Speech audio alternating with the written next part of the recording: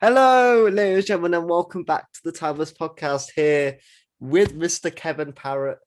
Last time Hello. we were here, we thought it'd be the longest podcast, but you got beat by an hour. You've been Oh my beaten God. by an What? hour.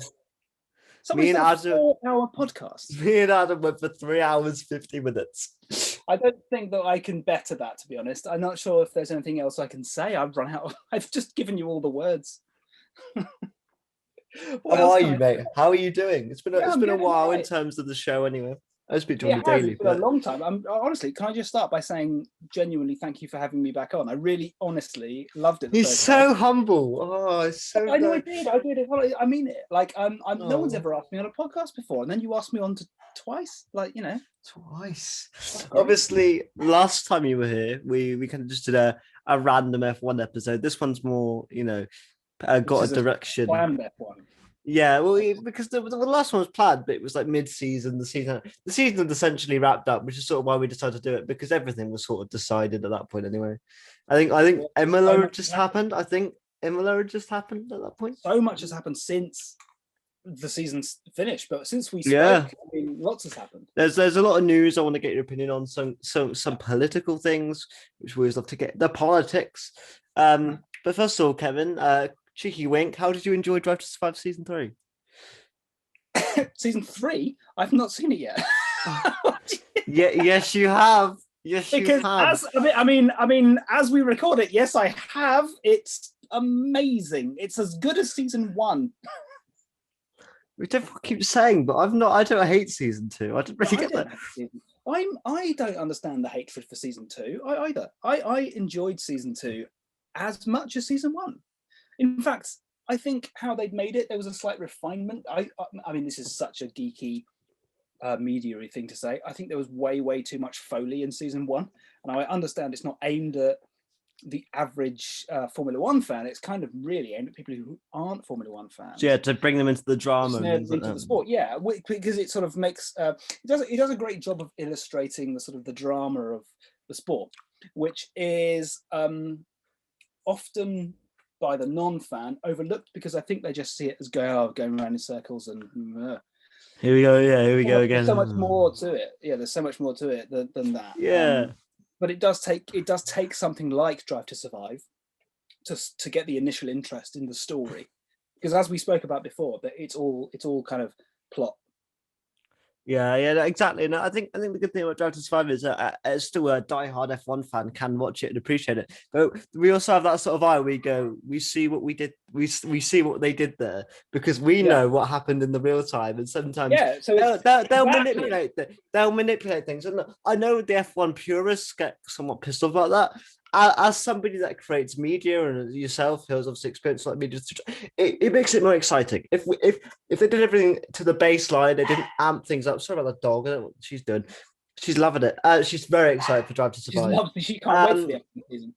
but yeah, I like you have to do it. It's Netflix. It's a documentary. Everything is It a is. little. Everything needs to be more amped up. Like for example, in a documentary, Daniel Ricciardo going to get a sandwich would be a lot more comical than it would Yeah, be if he just went into a shop and bought yeah. a. I'm not saying in season 3, but he might do. I haven't watched it yet. The But whole I'm episode. just, you know what I mean. Everything. It's not acting, but it's kind of a different lens through reality. Exactly. Yeah, it's fleshing out precisely because I mean the diehard. If any diehard F1 fan looks at it and thinks, "Oh, this isn't," they're missing the point because it's not for just them. It really isn't. Like it's for the casual fan, with the, as you just said, very shrewdly, for the super fan to be like, "Oh yeah, wink wink, we know what that's about." It's Yeah. kind of inclusive to everyone, and I think that's they've done a really good job because it's a hard But tightrope to walk. the good thing is that they don't shy away from also calling out the BS. Like, for example, William Story gets shat on in series 2, Yeah, the leader of it, Rich Energy, because he was an absolute twat. And they don't shy away from that. yeah. It's not like they go, oh, everyone's just a bit of a political player. They will tell it, they don't lie about anything necessarily. They tell white lies, but they don't go, oh They yeah, do. Lewis. They never go, oh yeah, Lewis Hamilton won this Grand Prix, or he did this overtake, which he never blatantly did. There's never any of that. There are little things. I mean, For example, they'll sometimes do team radio switches to make it seem a bit more in the moment. For example, Bonner can go, Lewis, you to pick it up here, and that wasn't from that Grand Prix or something like that. Or Lewis will get or for example, Verstappen will get pissed off because it's Verstappen. Or Ricardo will say something funny when he didn't say it in that ground. I guarantee Lando will probably have a funny radio in which he didn't say that thing. It's absolutely, and it's not a representation of sheer fact. Like it's you have to take it with a pinch of the salt of drama because it's not no documentary even can ever tell the story 100% of the truth. Yeah. What they aim to do within an hour or an hour and a half, or even in 10 hours of an episode, is to capture the essence of the truth, and that's essentially what I think Drive to Survive does very, very well. Yeah, it tells the harsh reality of Formula One. That it's not an easy sport. They don't just get in the car, they drive. That's not it. There's a lot of politics. There's a lot of stress. Look, I'm gonna drop the fake line. I think in season 3, when we watch it, there will be a lot of Alex Albon being very depressed, not enjoying the Red Bull system, struggling under that system. Yeah. And whatever perspective you have on it, I'm very mixed. I think it's a bit of his ability, bit of the car. Because I do think Albon is someone that works on mental health. If he's really, really positive, he will do really well, like he did in Austria. I think if he didn't get that hit from Hamilton in Austria, it could have been a completely different season for Albon. If he got that original podium, I think. But we can never say that, I can't say that. I don't know Alex Albon's driving ability, but I'm just saying from my perspective, that could have been the case. But, for example, I also like, that we get this kind of thing for F1 because I also see a lot of complaints, and my friend was like, well, it's not linear, they jump around a lot. And I'm like, wait, if you don't mix it up and tell stories, you're just doing a season review. And no one wants to watch a season review as a documentary.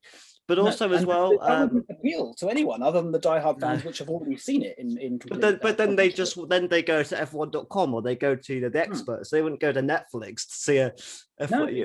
That wouldn't benefit anyone. Wouldn't benefit Netflix, and it definitely wouldn't benefit F1 because that's not what they're in it for. Exactly. Look, also the other complaint, which I understand in essence as a fan and someone that likes entertainment, they obviously miss things out. Like this year, we've been told through videos, through people that got it early, the lucky bastards, that there's going to be no George Russell in Mercedes, there's going to be no Holcomb back. But the issue is they cannot do those things really because Netflix, especially in the pandemic, because they had to.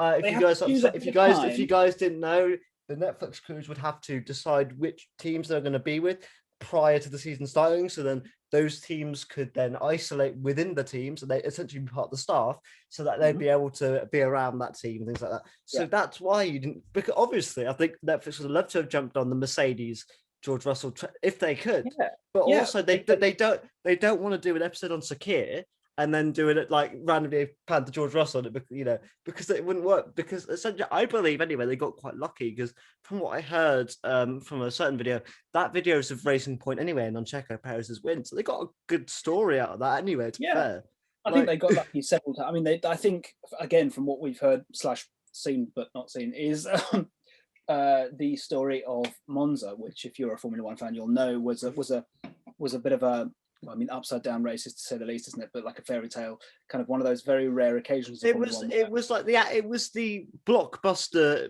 film version of a race. Because it was beyond. It had 3 different acts. It had your first building act where everything looked the same, apart from Bottas, thought we had a puncher, but it was actually just shit. You had the second act where there was the red flag and Leclerc. You had that crash, and then we had the third act where Hamilton got a penalty. Yes, I like Hamilton, by the way. I don't, but it was just nice to see him not win the race because at that point, what was it? Whatever they called the car was just dominating. He won every weekend essentially, and then we had that great fight between two of maybe the nicest drivers on the grid in Gasly and Sainz, who we both want to see get that first win.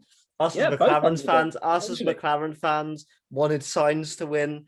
As a fan, you couldn't lose, could you? It was No. you know. And you had the great radios of Gasly saying just leave me alone. You had signs because McLaren were like, we're happy with P2, don't make a mistake. And he was like, I want this win. And you got really tense. And as the laps went down, Carlos would catch like a tenth and a tenth and a tenth, and it'd be like, oh shit, is he gonna get that? And if he had one more lap, I reckon he would have got him.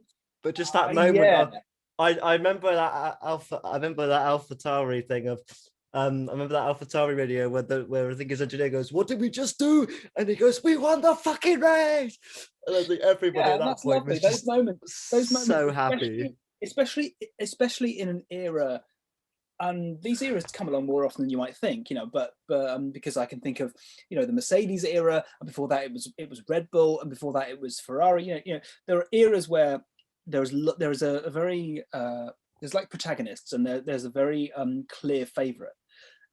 And for that season, although it was a great season, there was still a very clear favorite. And suddenly, there wasn't. And yeah. I think especially in the midfield, because the issue with Formula One, I'm going to say, since the turbo hybrid era, which in terms of financially for F1 has been brilliant, possibly the most successful, but in terms of pure racing, not really what we wanted to see. They've tried to bring in things like DRS and that sort of, which sort of works, right? There are some circuits where it's helped, some circuits where Spain, it doesn't do shit. Spain's no, but you think the issue is that the DRS needs a long straight to really kick in. Like literally, the only thing I will praise about Abu Dhabi is the fact that straight is really long. You say that sometimes they go the other way. Sometimes the DRS can be too powerful, but I think the fundamental issue is that DRS is a solution we know is necessary as fans, but we also don't want to have, but we know that they kind of do have to have it. And I'm hopeful that after next year, that the car, because for those who don't know, the cars are fundamentally changing completely in probably possibly the biggest change Formula One has ever had. Certainly one of them. And hopefully that they'll reassess the need for DRS in future seasons. Yeah, I hope so. I'm not a fan of it. But I understand why it's kind of become a necessity. Look, I like. It's kind of like that. It's kind of like an abusive relationship. You don't want it, but you feel like you need it. And it's. But I think. With this change coming in 2022, which was meant to be this year, which unfortunately got pushed back, but we still do have some car changes, so things will change, and people are set to do things, obviously with some driver mishaps as well. But mishaps changes. Well, there is one mishap which we'll get into. But there is, yeah. But I think the season's still going to be very different. It's the breeding ground for new life. Sonoda, signs at Ferrari. What can that bring? Will that be a massive? Yeah. It's a massive gamble. Will it work? Ricardo at McLaren, which just seems to be skyrocketing. Could this be the opening door for him to get that world championship in a few years' time? Verstappen. How many years has he got? How many years has he got within Red Bull's system before he goes, no, I want to go to a car that I know can win? Is this Hamilton's last go at it? We don't know. Is make or break for Valtteri Bottas? There's still so much on the line here. Could we see the end of Kimi Räikkönen? I sort of hope not, because it's Kimi and I want to be there forever. But at the same you time, want Kimi to go on forever, right? All Formula One fans want him to be driving into his 90s. Yeah. But I feel like I'd still love him to be a commentator. Get rid of Crofty. He's shit commentator. Get rid of Crofty. Get rid of Crofty and freaking Kimi Räikkönen. And then Kimi would have missed the first 30 laps. So they would go, Kimi, where are you? He was like, I was just having a shit. I was sleeping or something like that. Like I was having a drink. I don't think Kimi has the what it takes to be a commentator. I think even if you said to him, Kimi, we'll pay you X, he'd be like, no, don't need it. Yeah, I feel like this is an unfortunate segue there. While speaking about commentary, I think this is a perfect time just to bring in the most recent sad passing of Murray Walker, who is Mr. F1 essentially. He is the best way to put it is the voice of F1. He's the guy. He's the super fan. He is going to be the greatest fan, possibly the most passionate fan we will ever see of the sport. And I know a lot of people say it, and it sounds like we're almost paying lip service, but I really, really genuinely do think that about him. He was incredible, not only in his professional in his kind of line of work, in his dedication to finding out facts and doing the research and doing the work on the ground, which by all accounts he was very, very diligent as. Yeah. There was no other kind of sound. Like he was so perfect for the sport. His voice was, it was quoted as saying, he sounds like a two-stroke engine when he talks, and he kind of does. He was. But he just had that way with hitting that again. He was like a kid in a candy shop. Absolutely. Like, for example, even excitement. Like you were saying, even if he didn't always hit the nail on the head with what he was saying, you felt that the reason he did that wasn't because he was incompetent, but because he was so overwhelmed with excitement about his Murrayisms when he would get something wrong. It's because I remember that thing at the start of one race, he was like 3 laps, 4 laps, 5 laps, because he was so excited for that light because he's just so buzzing on the whole thing. And I think I think the I don't want to say the peak moment, because you don't think he ever had a peak, but I think his most memorable moment will be obviously just when he had that lump in his throat. The iconic I'm old enough line. to remember that live, and that's absolutely one of the greatest kind of moments, because that's where not only was it a perfect thing to say, it was also utterly genuine, because he did know Damon well. He knew his father because he'd been there for such a long time, and the emotion in that moment was utterly real. There's no sense of sort of just like acting. There's no smoke and mirrors. That's just a fan elated to see somebody who he knows very, and it's just that love for the sport. You see it around the last. You see it, you see it for the last few corners. You see, I mean, that race. I haven't seen the race, but it was a close fight with Michael Schumacher, and a fight with Michael Schumacher is no easy feat, and you can hear it in his voice.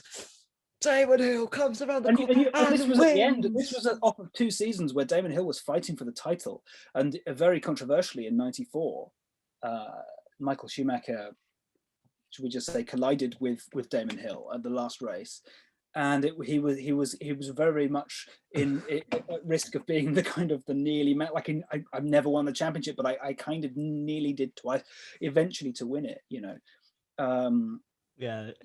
But he did say, no one gave me more drama than Nigel Mansell. That's going back. Big Nige. Murray can never be underestimated, and because I think as well, he had so many great partnerships, whether that be with James Hunt, and the fact that they would always talk over each other, so we'd only have one microphone in the booth, or even towards the latter half of his career with Brundle, who of course is I know obviously is Crofty is the main one, but Brundle's sort of been that voice for F1, because not only was he in the cars, but he's also a very good talker. They didn't just bring him in. They didn't just bring him in because he knew the cars. No. He is actually very good at his job.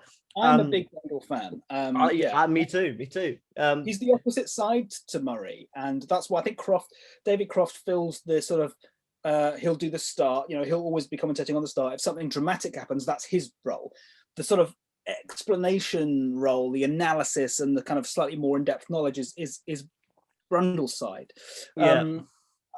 With all love to David Croft, whatever you think of him, he's not Murray, and he would. Yeah, but nobody can be. Nobody can be. And it's like to make a Doctor Who comparison. Nobody can ever be Tom Baker again. Nobody can ever be that, because they broke the mold. What people perceive as the greatest F1 commentator is Murray Walker, and if someone was to try and imitate that, they would see right through it.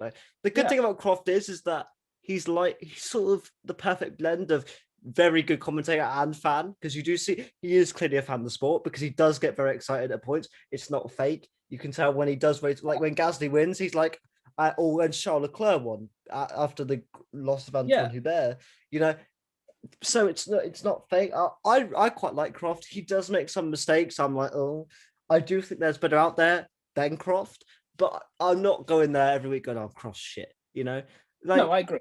I would my perfect mix would be Alex Jakes and Brundle. Alex Jakes. Yeah, I was going to say I would like to see Alex Jakes promoted to be, especially because he commentated on testing and he just fit perfectly. Yeah, but it's a similar thing to Murray. It's not, but he's more like Murray than David Croft. As in, when he gets excited, I kind of believe it. like I really, really believe, and like I don't believe it with Crofty, but I mean he kind of makes the, he gets more of the sort of hairs on the back of your arms going up, a bit like, and I always compare Murray to Jonathan Pearce, who's a football commentator. If you're a fan of that, I'm not, but I'm aware of Jonathan Pearce. He gets so excited that you can't help but get caught up in it.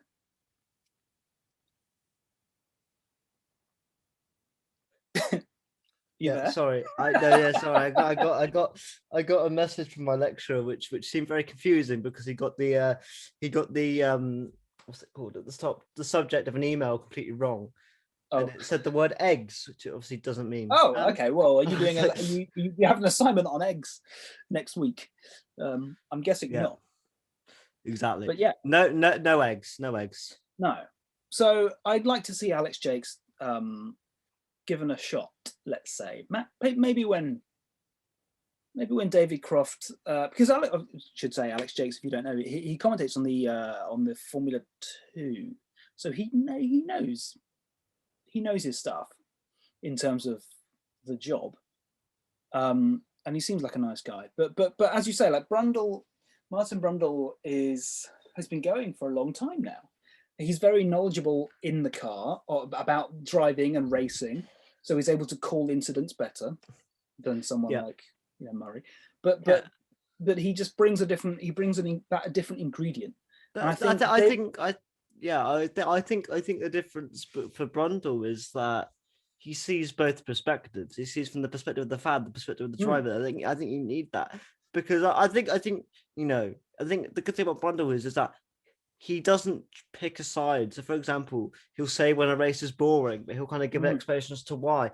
Like, for example, when Mercedes have done one, he's as sometimes a commentator will go, "Well, this is a foregone conclusion," but he'll actually big Mercedes up and go, "Well, Mercedes was so good in development, that's why they're here." Yeah, you get the context of what's happening in front of you. Yeah, and I think that's needed. I mean, as a fan, you kind of go, "Whatever," I want good racing, but I think. Yeah, that's part of the job, and I think that's, again, I mean, just quickly to go back to Murray, I mean, he would say, there is always something exciting to look at. You just need to know where to look. Even in a boring race, I would contend that what they're doing is inherently exciting, versus something like football, which you can have, if you have a dull game, nothing's happening. These guys are doing an incredible thing, even if it's a processional race. And it's not the most exciting thing to watch, but it's still, there is still story in that, and there's still things to unpick. It's very unique, Formula One, in that it's the same people that hop around the world, in this bubble, whereas something like football is kind of everywhere all at once. And it's a different thing, and I think there is always something to say, even if it's not the most exciting race. But they can't all be like that. I mean, I only fell asleep during one race in 2020, and so I'm not too. I mean, which was Imola. Okay. But I just found I had a rotten night's sleep that night anyway. All I remember is I woke up with 5 laps to go, and I was like, "Well, I saw the end." But then, I remember going to sleep at about lap 25. I think all I missed was that, I think Verstappen retired from the race. I was like, eh. I didn't miss much. Imola's one of those tracks. Imola's like one of those tracks where it's like Monaco. It's there because I'm happy it's back because of the prestige. It's a great circuit. Does it suit these current cars? No, but I'm happy. I'm happy it's there. It's one of those things where you get. It's one of the things where you go, oh, the races around Imola. It's like for me in Speedway, they have one in the Principality Stadium in Cardiff. Because it's an indoor track, it's very small, not very good overtake. But the atmosphere and just the fact it's Cardiff, it's that big stadium feel. You kind of go, well, I love Imola. I love Imola, and I love the history of it. It's gorgeous by all accounts. It's obviously unfortunately tied to a very dark chapter in Formula One's history. But an important one, which, again, if you don't know, it's where, unfortunately, Roland Ratzenberger and the following day, Ayrton Senna died. What a dreadful weekend that was. Yeah, it was horrible. Yeah, it was horrible. I mean, I was thinking about this. I mean, just to take a slight tangent, when Joe Bianchi passed away, and then latterly when I was watching Grosjean's accident unfold live on TV, I begin to question whether it's kind of right for me to draw enjoyment from this sport. It's like people who don't really particularly like boxing, you know. You have to ask to disagree with you. I'm not saying that you don't get enjoyment. I know your point was going to be that, you know, you just kind of get those doubts. I think in my mindset, if I didn't enjoy it, I would be disrespecting them, because they're not obviously they're doing it for money, but also the essence of it is that we enjoy it and therefore we watch, and then therefore they get jobs. Well, I'm just saying also, that reaction to it. I think in those moments you don't watch it, and I'm not saying that those moments where drivers try to lose their lives is worth, you know, the Gasly moments, things like that. But it sort of reminds you of there is good and bad. It's not just there's only dangerous. The reason we're so invested is because, you know, they are putting their lives on the line and they get rewards for it. And when you are connected to a driver or a team, and they get that moment of glory, or they get something snapped away from them, you know, you feel it. Yeah.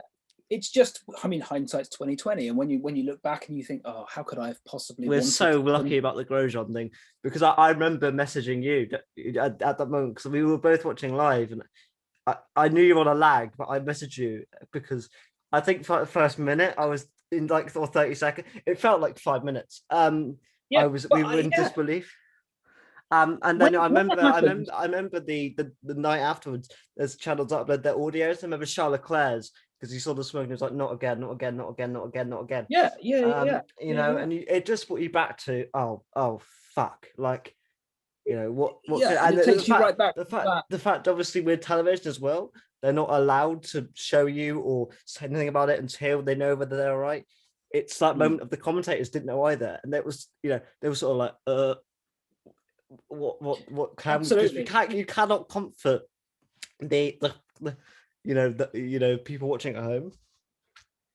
Absolutely. And to go back to Murray, who obviously, unfortunately for everyone, was commentating. Well, I mean, not unfortunately he was commentating, but he was commentating on Senna's crash. And in subsequent interviews years later, he said basically exactly that. You know, you walk the line between, don't worry, folks, I've seen bigger, because it didn't really look that impressive.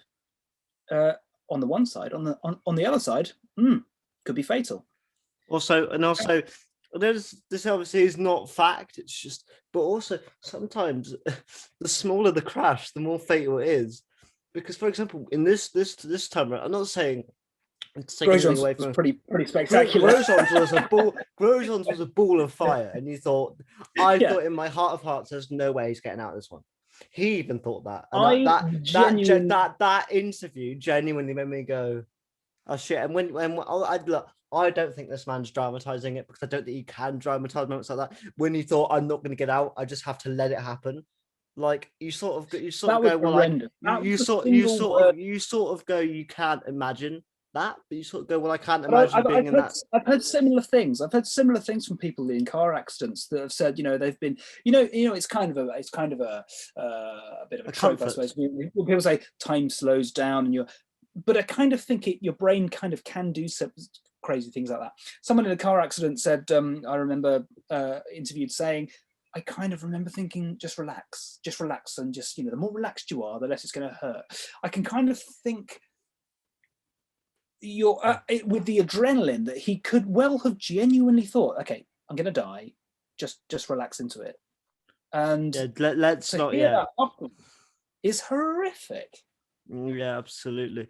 Like I said, so we're gonna obviously get away from the sad things now and kind of pick things up. Unfortunately, we do have a bit of 2020 politics to get into first, so we're gonna get a bit funny, angry. You know, but you know, in terms of Murray Walker, just a legend, a man that will not be forgotten in the leagues of those recently passed, like Charlie Whiting and Nicky Lauda. He is as important to the sport as those guys are. It's a big year for memorials for those guys. Yes, I mean, absolutely. Nicky as well. You're right. You should mention Nicky. He passed away. Yep.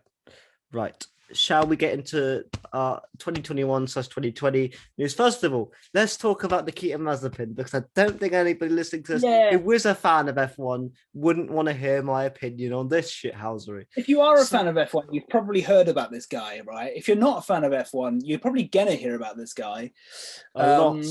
And already this weekend, he's already stirring heads with one radio comment, which I didn't find funny. A lot of other people didn't find funny. Nor did Martin Brundle and Kareem Chandok find funny. I don't see why anyone would find it funny. But let's go back to the start. I won't go into too much detail.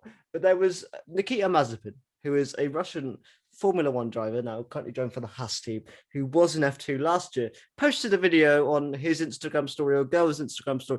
I don't know which it was. She either tagged him or he tagged her. Either way, where he inappropriately touched her. And then stories came out that she wasn't happy with it and things like that. And there was the whole "we say no to Mazepin" thing, but it became evidently clear that nothing was going to happen because essentially Mazepin's family or father or whoever owned a majority share within Haas or something like that. He owned some of it, yeah. So essentially that was never going to happen. And then people like Buxton came out on YouTube and essentially, look, you can talk as much as you want, but money talks at the end of the day. They're just going to kind of hope that this just washes over and just hope that he grows the fuck up, essentially, which clearly doesn't seem to have happened just yet. So essentially, we move on. Nothing's happened, and it's unfortunate. I'm not going to brush over those things, but for us to sit here and shit on that again, like, we can't do that, because all we can go is, well, he's an asshole, but business. That we can't. I mean, especially in F1, money talks in more than most other sports. You can be not so good at it, but have way more money, and you get the drive. It just can be how it goes. Yep, exactly. And yeah, all I'll say is he's an asshole. Does he deserve to be in F1? No. Should he be in F1? Absolutely not, after what he's done. And that's all I'll say on it in terms of that piece. Because you've heard other people talk on it, whether it be WTF, well, especially Matt Gallagher, I know, is very vocal on the whole Mazepin thing. Will Buxton has essentially said that he doesn't really like him, but can't do much about it. Let's be honest, to put that kind of, especially for someone like Will Buxton, who's for those who don't know, employed by F1 themselves, not to Sky. Say, F1. This isn't a political issue. This is a moral issue.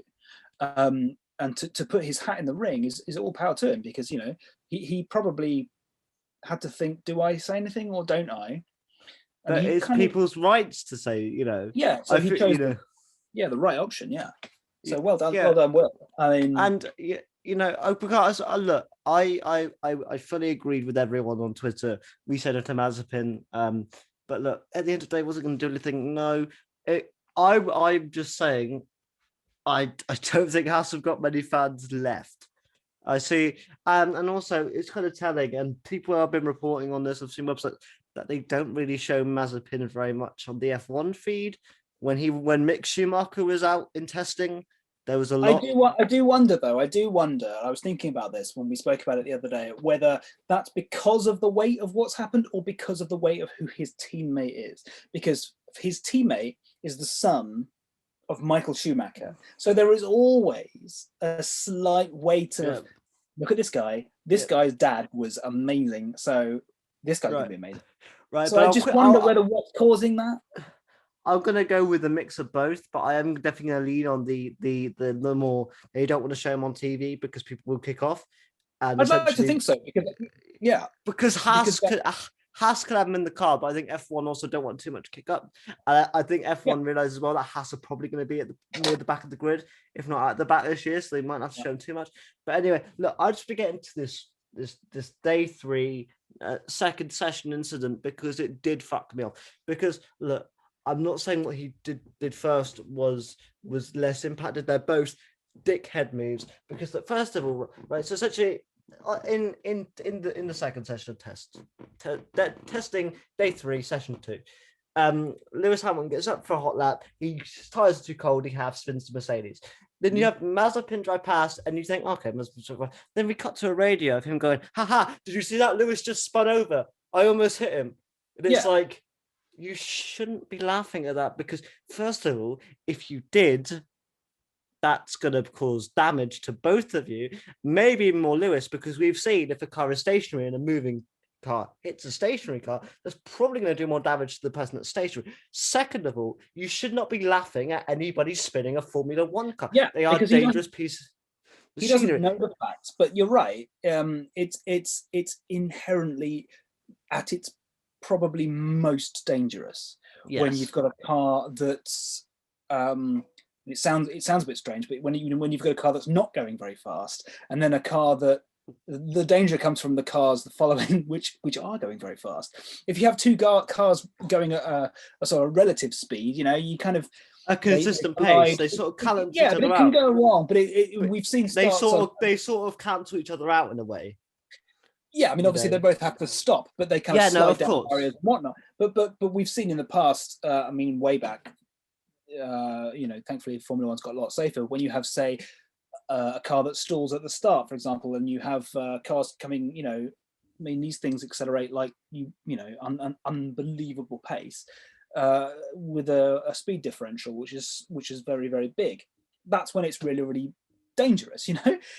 To laugh at all is weird because you don't have the circumstances of what's caused them to spin. It could be a mechanical failure. It could be, to sort of imply that it was the 7-time Formula One world champion's fault. He made an error and I haven't, and haha, how funny, was weird. If it was a genuine mistake, which it appears to be, it was almost certainly a heating tire issue. I think we could. What's he playing at? Why would you laugh at that? We'll talk about testing in a minute.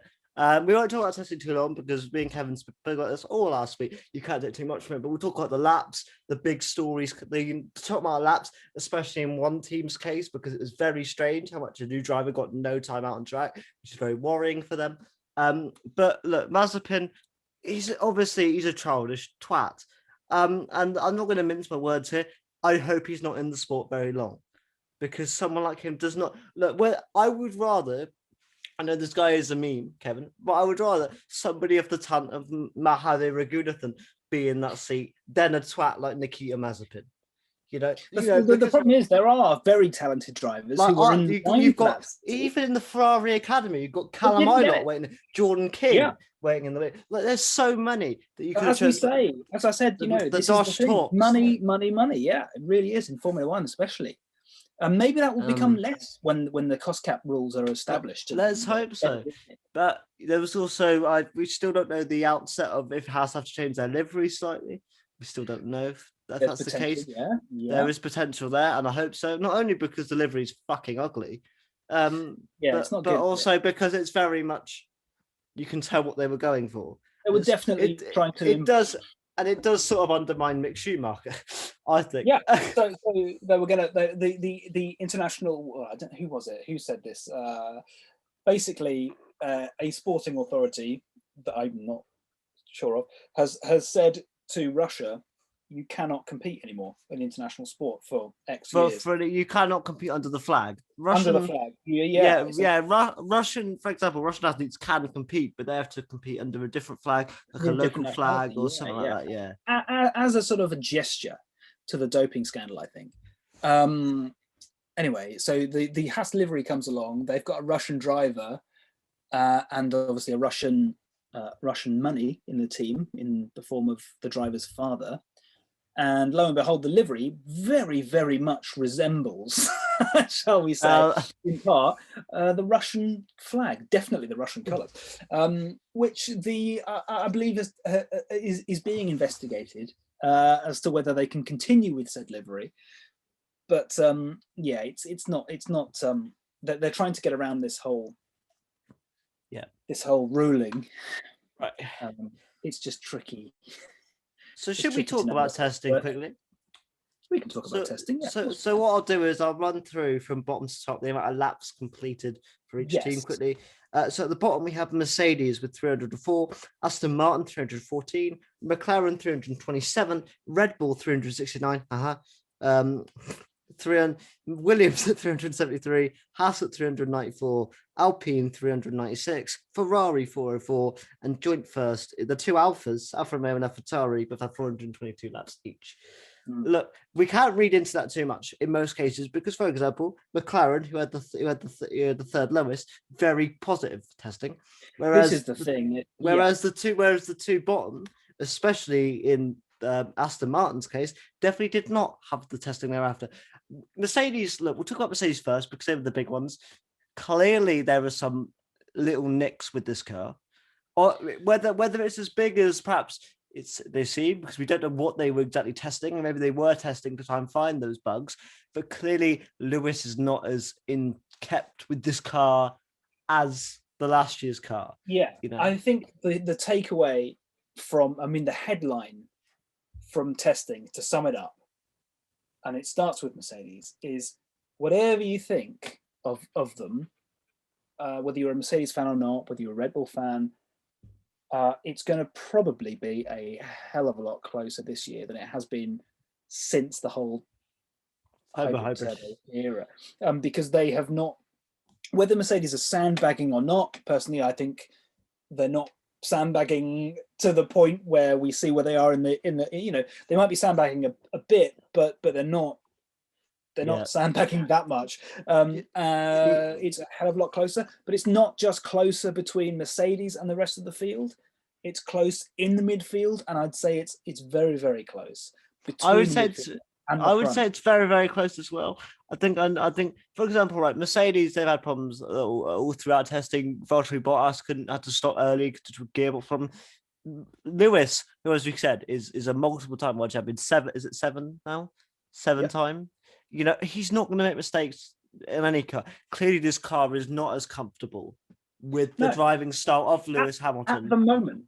But that's what I mean. I'm not saying that the car is there inherently completely bad. They could by 2 weeks' time change some stuff and it's perfect.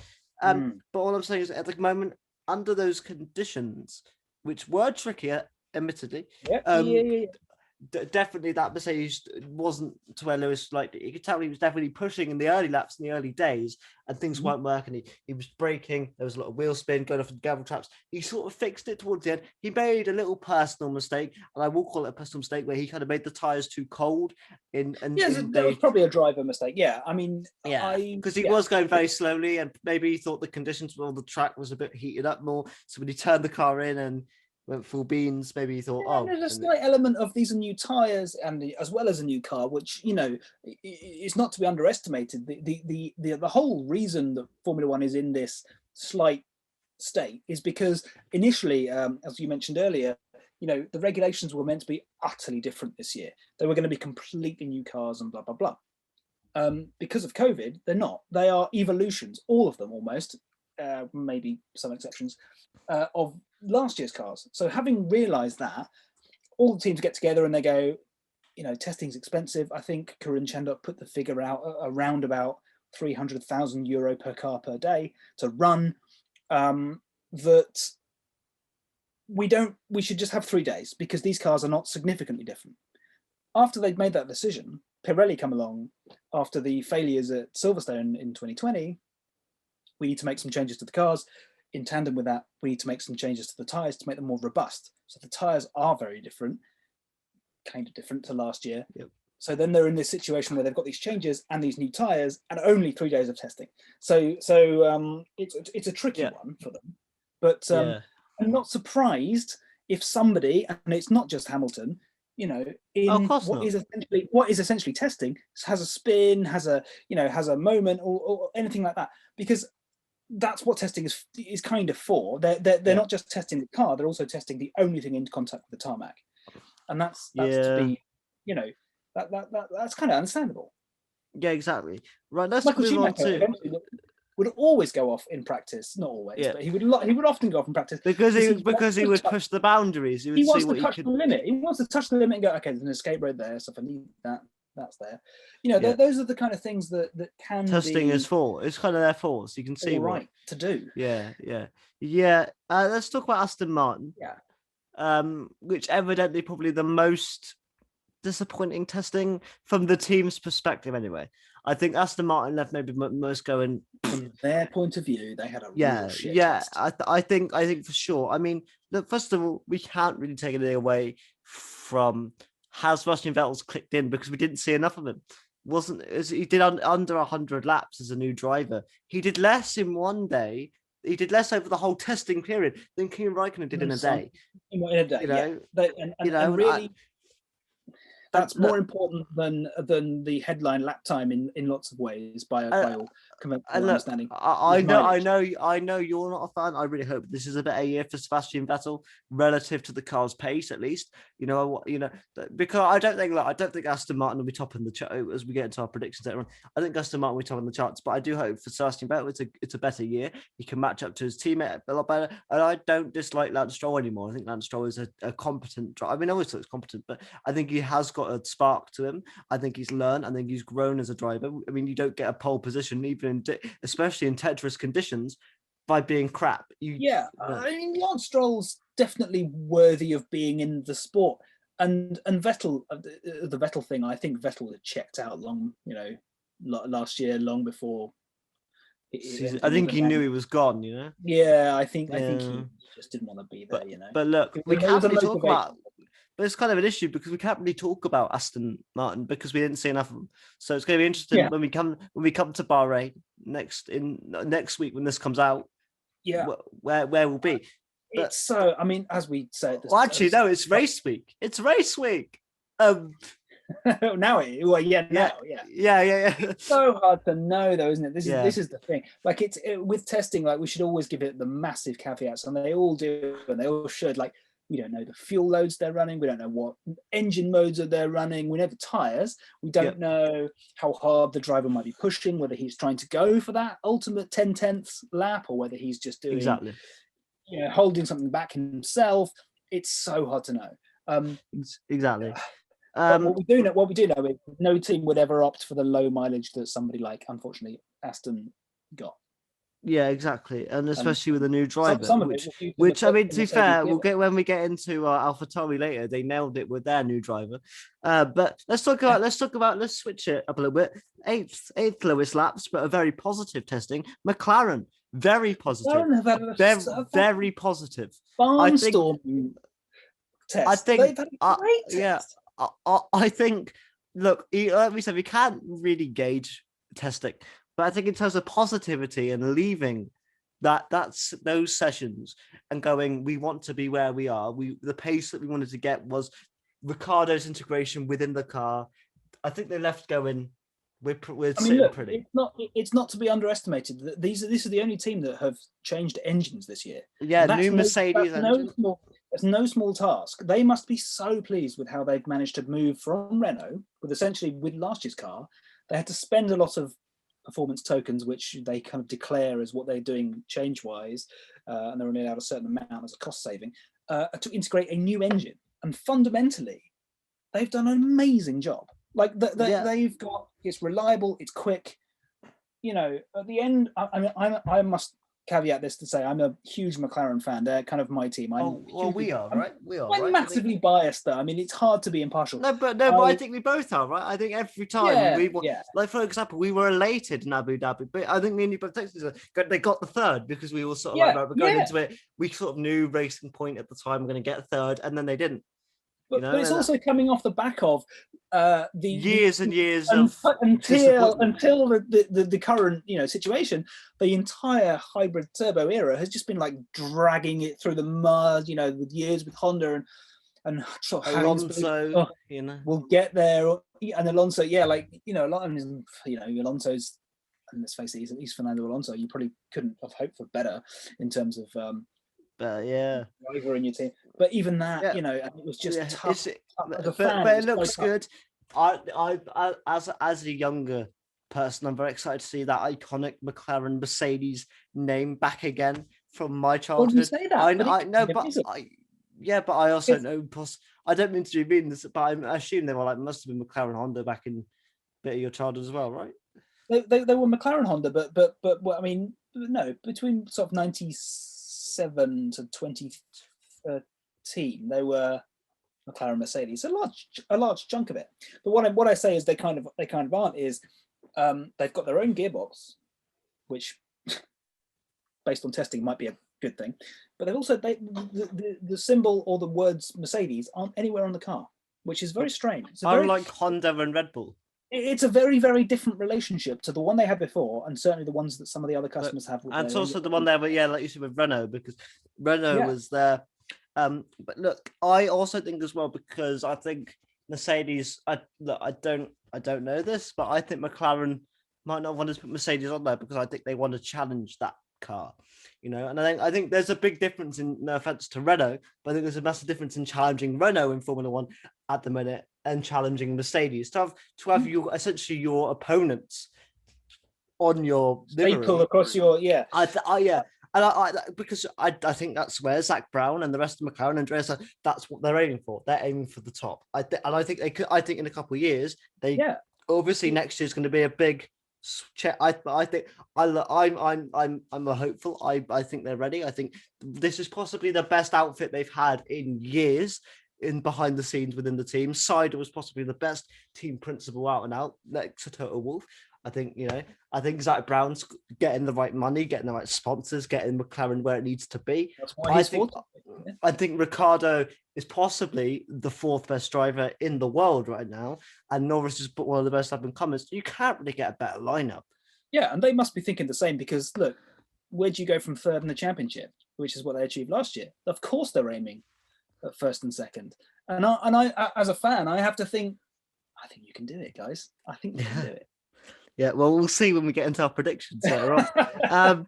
Right, Red Bull possibly leaving. I wouldn't speak on them too much because it was very easy for Red Bull. Seemed like going out of it the favourites, and obviously it's testing. It's testing, and we can't go into it. But I think as well, what helps is, like they said very much on commentary, unlike Mercedes, Red Bull have essentially just kept the same car, made a few changes. They haven't redone the. You say we can't go into it, but they are my favourites, and I think the reason is this: since 2014.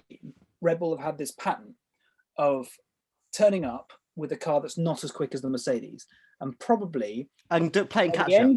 By the end of the season, playing catch up, and by the end of the season, they're at least a match, if not quicker, right? And then it resets every year. This year, they've turned up, and it seems they've got the quickest car out of the box. So for that, I mean, they can't. They've at least got the quickest driver. Again, unfortunately, I didn't see personally enough of Checo in the Red Bull, because every time he was on, I appeared to just have missed it. I mean, he's not going to be able to speed instantly, is he? Because he's new to the team. And I was also can you really get better than Verstappen, Hamilton maybe? But I don't think, not spoiling my rankings, but I don't think Perez is going to be up to Verstappen's nick this season. And there's something against Checo. I think that car is just built for Verstappen. The same reason why I think Sainz might struggle a bit more than Leclerc, for example, this season. But yeah, so Red Bull, I think nothing really to say. Same thing for these guys up next. Williams just seemed very okay. Very well. I mean, look, they're not in the position that they've been in for the last 2 years, where you go, shit, they're clearly right at the back.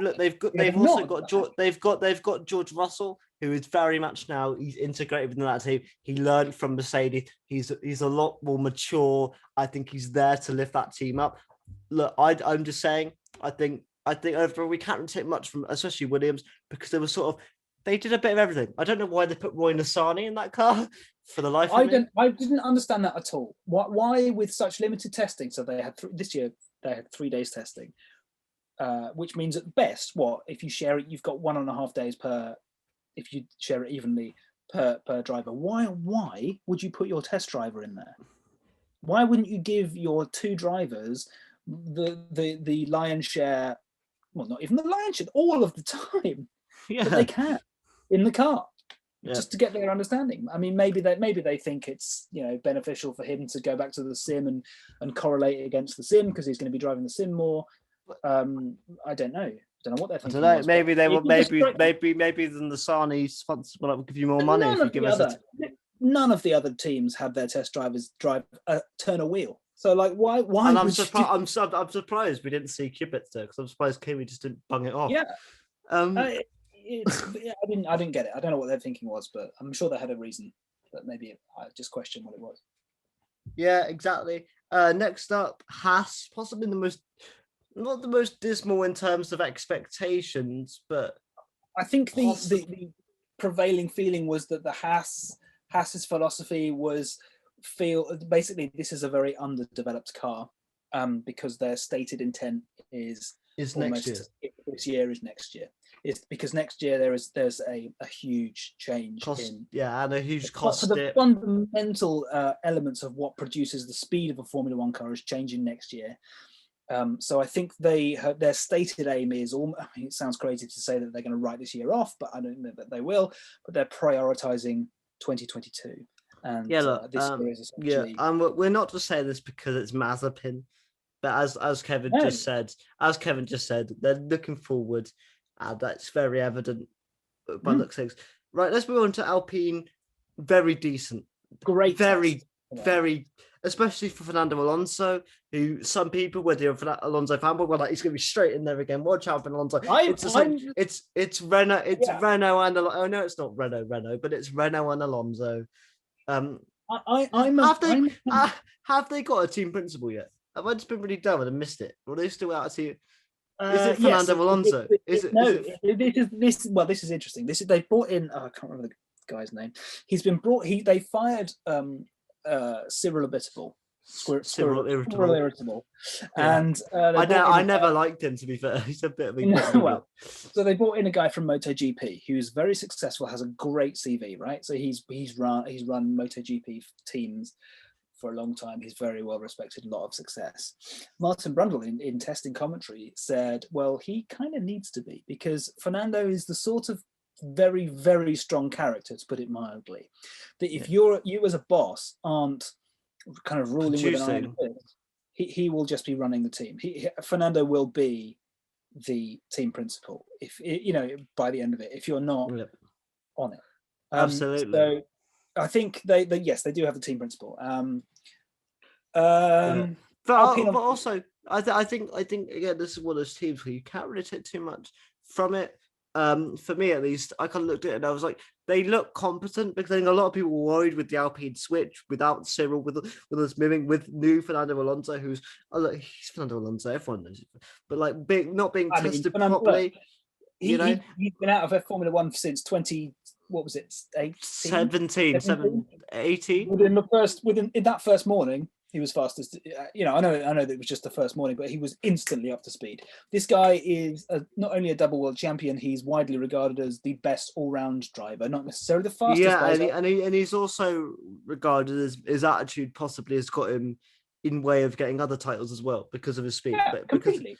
I'm not saying that Fernando Alonso is a douche. I'm just I like Fernando. If anything, I quite like him. I didn't enjoy him all the time at McLaren when he was like GP2 engine, because I don't think that helps the team. I think, absolutely. I especially like him in the Verstappen sense. It's like he brings attitude to it and he brings the excitement, because if he's pissed off, he's going to drive. With intent. He drives angry, but not dangerously. He just picks it up a notch, Yeah, look, I'm a reluctant Fernando Alonso fan, but I am an Alonso fan. I don't think any person of motor racing can be. I respect him hugely. Yeah.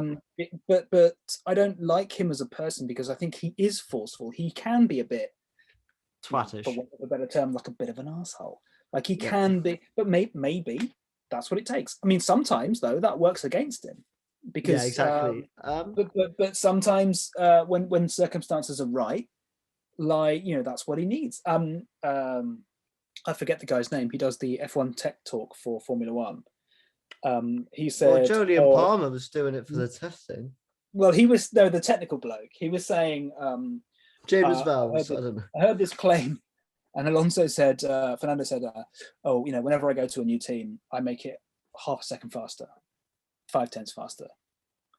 And I thought, that's a weird, big-headed claim. And he said, I went back and looked at all the data, and he's right. He does. He literally does make that happen, just from force of not just his ability. He's talking his teammate as well. So it's his technical feedback prowess and him knowing how to make an organization work better, brings that result, and that is borne out in the data. It's gonna, Right, next up, a team you're not fond of, and a testing that they will not be fond of either.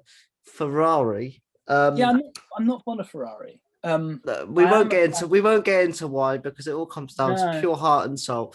But yeah, but but I think look, I think the one thing that me and you agree on is we want this partnership of Sainz and Leclerc to succeed yeah. I'm because a massive science fan. we both love Sainz and Leclerc I like because Leclerc as well. Don't get me wrong. I don't have a problem with. you have to love Leclerc, right? Because it's Yeah, Charles he's a Leclerc. nice guy. He's but it doesn't look good at all.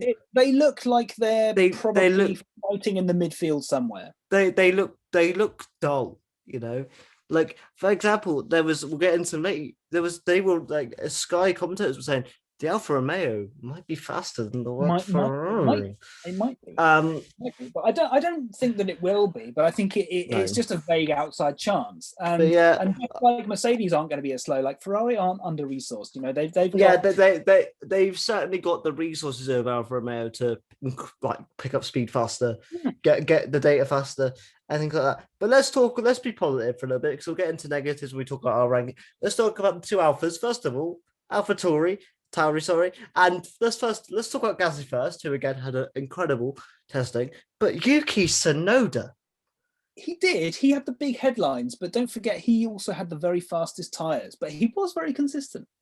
But also I don't think that matters. I think what matters is that the way he was driving, how calm, collected. Yeah, I was watching those laps, and I mentioned earlier, Brundle, who knows the stuff, was so impressed with his driving lines, the way he was doing things. Like one time he made a mistake and still made up the time within the sector. yeah, completely. Like, and Martin Brundle, who knows what he's doing, obviously, he's tipped him as a real shining and, talent. And I and think look, when I think as that'd be well, I great. think when we had those initial reports, we didn't know who it was when it came out. Honda are going to select a driver for AlphaTauri because of the relationship. We all went, oh god, who could this Yes, be? because you worry that it's not picked on merit; it's picked on politics. But then, and also with Yuki Tsunoda, everyone sort of felt that because he's been up very quick. He's been gone from F4 yeah, I mean, to the guy F2, has had but every single step he makes, he somehow continues to excel. Yeah, and in the same I way hope, and I hope that it goes well for him because first of all, he seems like a decent chap. He comes across very well. They've said that he's very talkative, very nice. I think as well he's going to have a very difficult teammate in Pierre Gasly, who definitely likes that AlphaTauri car. And obviously, I think there's going to be a lot to prove between the two of them. I think it's going to be a lot closer than Kvyat for sure. And he seems like a nice guy as well, and he's he, like you say, he's had a very quick rise, a very swift rise through the ranks. No, I mean obviously thanks to Red Bull, but in the same way that it's more Honda, isn't it? It's more Honda. It is. But he was in the Red Bull Young Drivers program, yeah. But obviously backed by Honda. But in the same way that Verstappen, he jumped from F3. I think he bypassed Formula 2, didn't he? He just jumped from F3 to F1.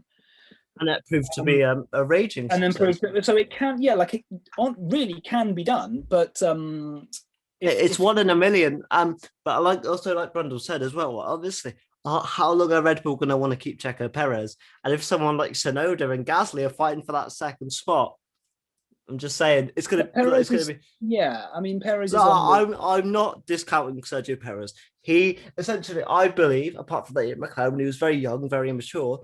Especially the first 2 years, put him in that Mercedes, he would have been stronger than Valtteri Bottas. And that's not me just shitting on Valtteri Bottas, but that shows how good Perez is. He is a quality driver. He knows what he's driver. Yeah, yeah. And look, whatever you think of his personality, because I know we said some comments in the past, but look, I think Verstappen, this is going to be I know it sounds weird. This is going to be the closest. This is going to be the most difficult Verstappen had as a teammate since Daniel Ricciardo. But I was going to say second to Danny Rick, probably. Yeah. But I just think as well it's going to be more beneficial for Verstappen because he's going to have that rear gunner that he didn't have against those two Mercs last year. This is why Red Bull are my favourites. Not only because they had a barnstorming test, they're quick out the box, but they've also got two drivers now. And I'm a massive fan of Albon. I really think he was a victim of pressure and circumstance, and I think he would be way better than he was showed that he could be. Right? Yeah. But I think that probably Perez is more adaptable. So I think they're going to hit the ground with a better car that's easier to drive, because notoriously last year's Red Bull wasn't particularly good at the rear. That they're going to have a winning combination. And exactly, yeah. We'll get into what I think in a bit, because I might not think the same as you. Who knows? I might do. I'm going to keep it very secret. Let's also quickly talk Alfa Romeo, because we don't know how. We essentially don't know. They did a lot. They looked a lot more impressive than they have in previous tests. Yes, let's say that. Reliable. Kimi Raikkonen was having a great Sunday drive, literally in the afternoon session, because he was just doing lap after lap. Seemed pretty the car seems comfortable. Giovinazzi wasn't. Giovinazzi looked good as well.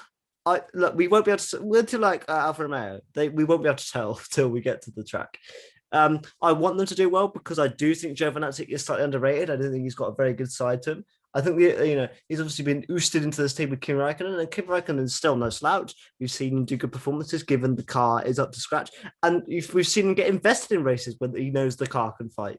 People sometimes think Kim doesn't give a shit. I mean, I'm a Formula One fan, so therefore I'm a massive Kimi fan.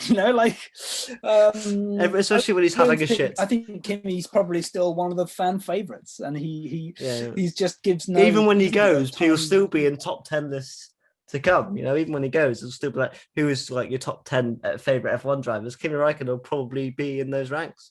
Not on pure speed, but I think just on pure entertainment. Definitely. You can't. And also, he is a world champion. We can't shit on Kimi Raikkonen. Quality driver at a young age, proved himself, did very well at Lotus, which possibly wasn't the best team at that quality point. Driver at a young age, but also when he was 2000 and when did he join McLaren? 2001 to 05 or 06. He was amazing. Like, one of my favorite races ever is Suzuka 05, where he won. That was his finest ever win, in my mind. Yeah, it was incredible. He's round the outside of people on near 200-mile-an-hour corners. It's crazy. Yeah, so that was testing, and I think this year's testing is also a reason to not disprove testing. Like, I'd say if you don't want to watch all of testing, because it's like 24 hours worth of driving, it's like 3 days, and it can be boring. A lot. It can be boring. There can be pockets of an hour or so. To it. Yeah, where nothing happens. But I think it's like the radio. You put it on the background, and there's something that piques your interest. Yeah, absolutely. Yeah. It's not like a race where you're watching intently at times. But I think as well, for the sake of the fans and things like who are listening, should we get into the meat and potatoes? It should our ranking. You're very worried about this because you're like, I'm not going to do well. Yeah, because I hate to be like hugely wrong, and I know I'm going to be wrong. I think I fucked this up. So this is the nature of guessing, isn't it? Like.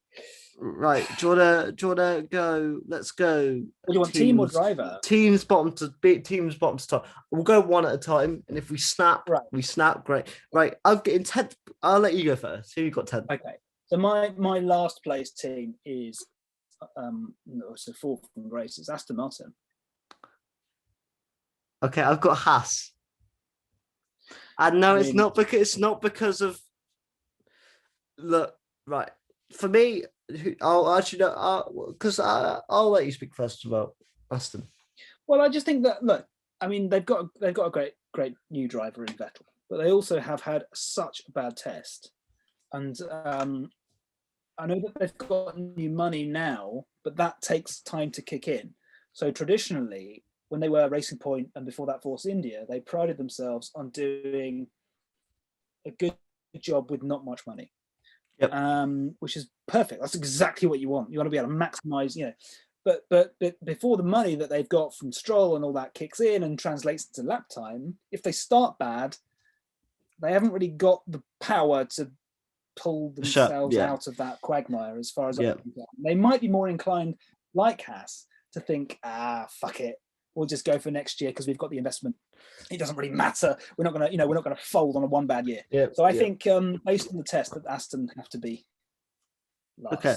I went Haas, and this isn't because of Nikita Mazepin, because he's a good driver. That's fact. He's probably fifth in F2 last year. You don't get fifth in Formula 2 by being crap. I mean, yeah, he's not you know, yeah, he's not an awful but my driver. thing is it's the combination of the two new drivers and the fact that Haas aren't really focusing on this year. And I think that Mick Schumacher is got the potential to be a future Formula One world champion. Like he could be a hitter, and I hope he is. But I just don't think this year's for. I just don't think this year's for it. So in 10th place, I have Haas. Well, it's very similar to me because that's who I've got in 9th. I've got Williams in 9th. Right. Okay. Okay. Well, I think Williams had a kind of semi-decent test. You know, I think that was kind of like not awful like it has been for the last couple of years. I almost swapped out Williams to 8th, but I couldn't do it. So, you speak about Haas first because I've already spoken about. I think we've kind of already covered. Like Haas's test was arguably it was more reliable, shall we say, than Aston Martin's. But their stated aim is you're starting it essentially with last year's car with some bits cut off of it, and they're going to just not leave it, not develop it, but their main focus is next year. So this prediction is based on the pecking order for the first race, I should say, because Aston Martin probably will end up finishing above Haas if that's their aim. But when they begin, I just think Haas hit the ground running better with a more stable platform, whereas for some reason Aston Martin, they like you say, Vettel, he hardly did any laps. Yeah, look, for me, Williams, maybe this is misplaced. The first one, am I being too harsh? Quite possibly. Look, I believe in George Russell and I do believe in Latifi. I actually rate Latifi a little bit more than other people. I don't think he should be a world champion. I don't think he'll be a world champion, but I rate him. I think he's a decent driver. Clearly, he had some success at Dams, which sometimes some teams don't even get those kind of drivers. They just get the bottom, and I do believe Nick Latifi is very good in the car. He had some very good performances last year. You cannot doubt that. But for me, I just don't know whether they're going to improve enough with the new equipment they got. Obviously, they bought some parts from Mercedes, but how are they going to bring that in? Will that be something they learn over the next few years and then progress, which is what I eventually hope. But I just don't know whether this is going to be that for them. But I do believe George Russell will get that first Williams point and maybe multiply that. Well, yeah, I hope. I mean, yeah, if anyone's going to, and I had to choose, you'd easily say George, wouldn't you? No disrespect. We'll get into that in the drivers' ranking. Let's not spoil that. Right, number 10, you have. Number 10? I've got number 8. Number 8. I've got Aston Martin, and then I've got Williams. So I've put Williams above Haas. No, number 8. Sorry. Number 8 is Williams. That's what I've got. So number 7, I have to go up. No, you don't, because I haven't spoken about my number 8 yet, you melon. Oh, okay. Well, I've got Aston Martin, as we've said, Haas, and then Williams in that order. From I've got Alfa Romeo at 8. I mean, our predictions seem to be, I reckon, very, very similar, but slight differences in order. Okay, so I've got Alfa Romeo. Williams, like you said, you can speak about Williams first. Only because we haven't brought them up yet. I mean, as I say, I just think that they've not been way off the back. The last 2 years, they were nowhere. They were in testing. I don't hang on. Last year they weren't bad. They weren't bad by the end, but I mean, it just started. I would have said the previous 2 years before that, when they had Stroll and Sorokin, they were much further off than they were last year. Well, I mean, maybe it's just what I don't know. It's just where I thought that they were. But this year, I think they've had an all right, like a decent progress. They've made some progress. I think based on, as I said, Aston's terrible test and Haas's stated aim, that Williams probably have more potential to make more of this 2 weeks and kind of come back. I mean, don't forget, I know Aston have as well, but Williams have the Mercedes engine, and they've got George Russell, and I know Aston have arguably Vettel. I don't know, just a feeling I get. I think they were much better and much more together. They're much more confident now that they've got stability. There's nothing hanging over the team in terms of oblivion, because there kind of was that before. I went Alfa Romeo, and this is why I went with them. I think that they got obviously Kimi Räikkönen, who is god tier F1 driver. They've got Giovinazzi, who possibly has a ceiling and possibly won't go much further.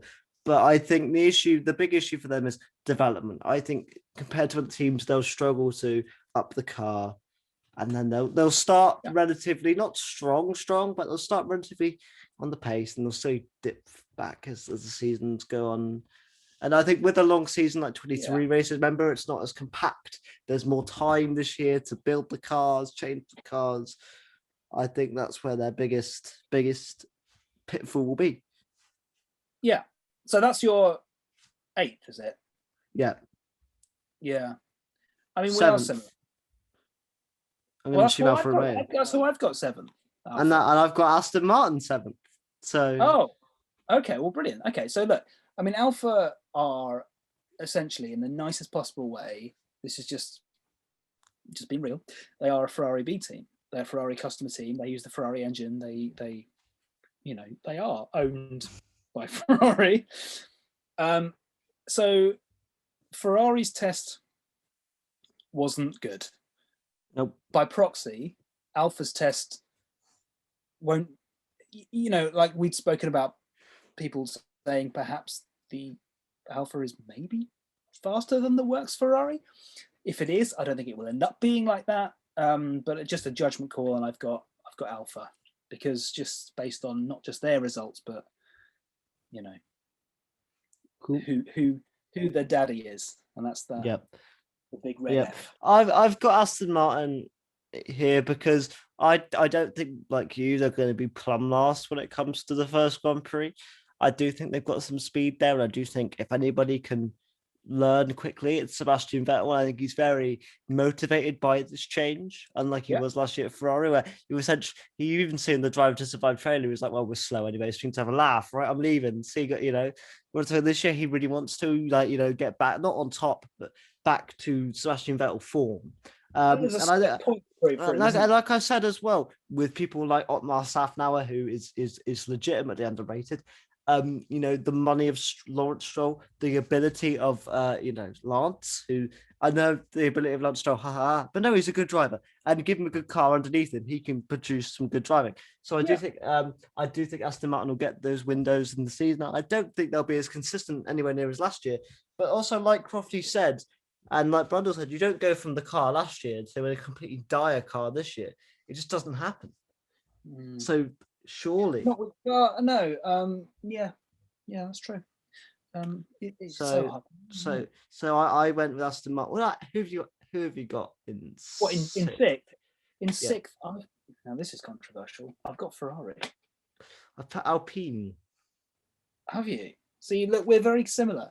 But I've got Ferrari based on. I mean, they didn't have a good test, and I know that they've got Sainz, but Sainz is I'm sure he's a quick learner, but he's new. They've got Leclerc, who's very, very good. Very good. So Sainz.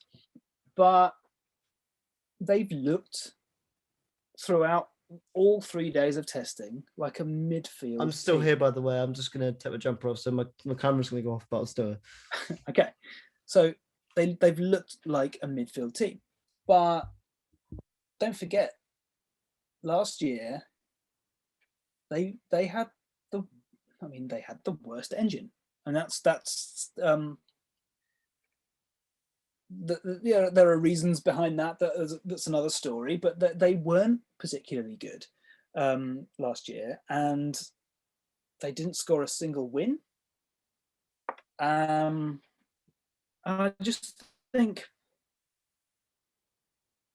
they've kind of delivered, they've kind of landed in testing where I thought they would, which was they were really bad last year. They're a bit better this year, so they've gone from sort of the back third to the midfield, and that's essentially where I think they, you don't leap back to the front in one go by fix. There's not one single fix.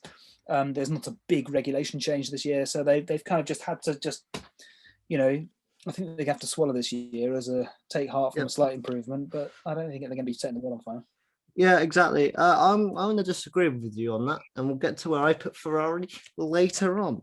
But Alpine in sixth. I went with this because, unlike most, I don't rate Esteban Ocon. I think he is severely overrated as a driver, and I think overall look, Renault don't have the best track record. Like I'm going to call them Renault because they're essentially us the same team with a new name. They are still owned by Renault. It's just a rebranding exercise. Yeah. Yeah. So Renault don't have the best track record of improving the car throughout the season, which I'm worried about, particularly in terms of their performance. I think look, they've got Alonso, who I think will well outperform Ocon as we get into our rankings, but I've got them sixth. Only based on the current pace of the car, they could be third or fourth, but currently I think sixth because I think. Well, I've got them. I mean, enough. I've got them fifth. I've got AlphaTauri fifth because we're very similar. We're very, very similar. Like we so just, you it's put a slight AlphaTauri. difference. You put AlphaTauri. I think the top three might differ a lot. Fourth. Yeah. I think the type. I think so. Let's talk about both of them then, because why not? I'll talk about Ferrari. I'll talk about Ferrari, and then we can both talk about AlphaTauri. Right? That makes sense. Let's do that way. So Ferrari for me, look, they have the money, they have the drivers. Both drivers want to. Look, Sainz wanted this move. He didn't go to Ferrari just based on he went on name alone. He went on the legacy of Ferrari, but he also went on the power of Ferrari and how good they are at turning things around. And look, I do believe that they will improve. I know you're not a Ferrari fan. I'm not saying that's where your judgment's coming from. But no, let me finish. I don't think they have that power. I don't think they have that power to turn things around. I do. Yeah, all right. And I think they've possibly got the best driver lineup they've had in years in terms of ability. You rate Sainz higher than Vettel? Especially in mindset. Especially in Kimi Räikkönen. They sort of had the issue where Kimi Räikkönen was sort of in the eve of his career when he was at Ferrari as well, so he wasn't the best. Whereas now they've got two young guns who want to win a world championship. That's why they're at that team. Yes, they still have the one and they have the 1 and 2 setup. But I'm not saying they're on the same level. But I could sort of circle a Michael Schumacher, Rubens Barrichello type thing, where like they're two drivers that have the capabilities to win. I'm not saying with this particular spec of Ferrari that will happen, but I think that those two will elevate Ferrari higher than someone like a Vettel or a Raikkonen did in their time at Ferrari. That's just my Alonso couldn't drag them. So I mean, they won races obviously, but they didn't win a championship. They came very, very close to winning a championship, Right, let's talk about AlphaTauri. I think, look, if testing wasn't a thing, I would not have put them this high. No, same. They were the surprise of the. They were the real surprise for me. But they had a great test. Gasly's probably got this newfound confidence that he's kind of validated that he's won. I know it was an upside down race, but he kind of did a great job at the entire second half of last year. It was really good.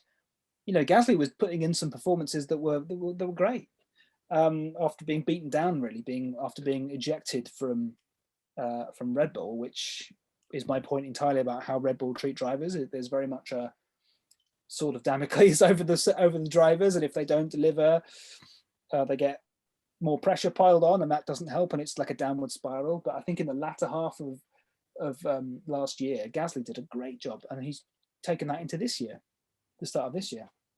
And like I said, as we spoke about, Tsunoda was the surprise of the test in driver wise. He looks really, really good, which is great because it'd be lovely to have a Japanese driver that's sort of top flight. I know we've had lots before. We've had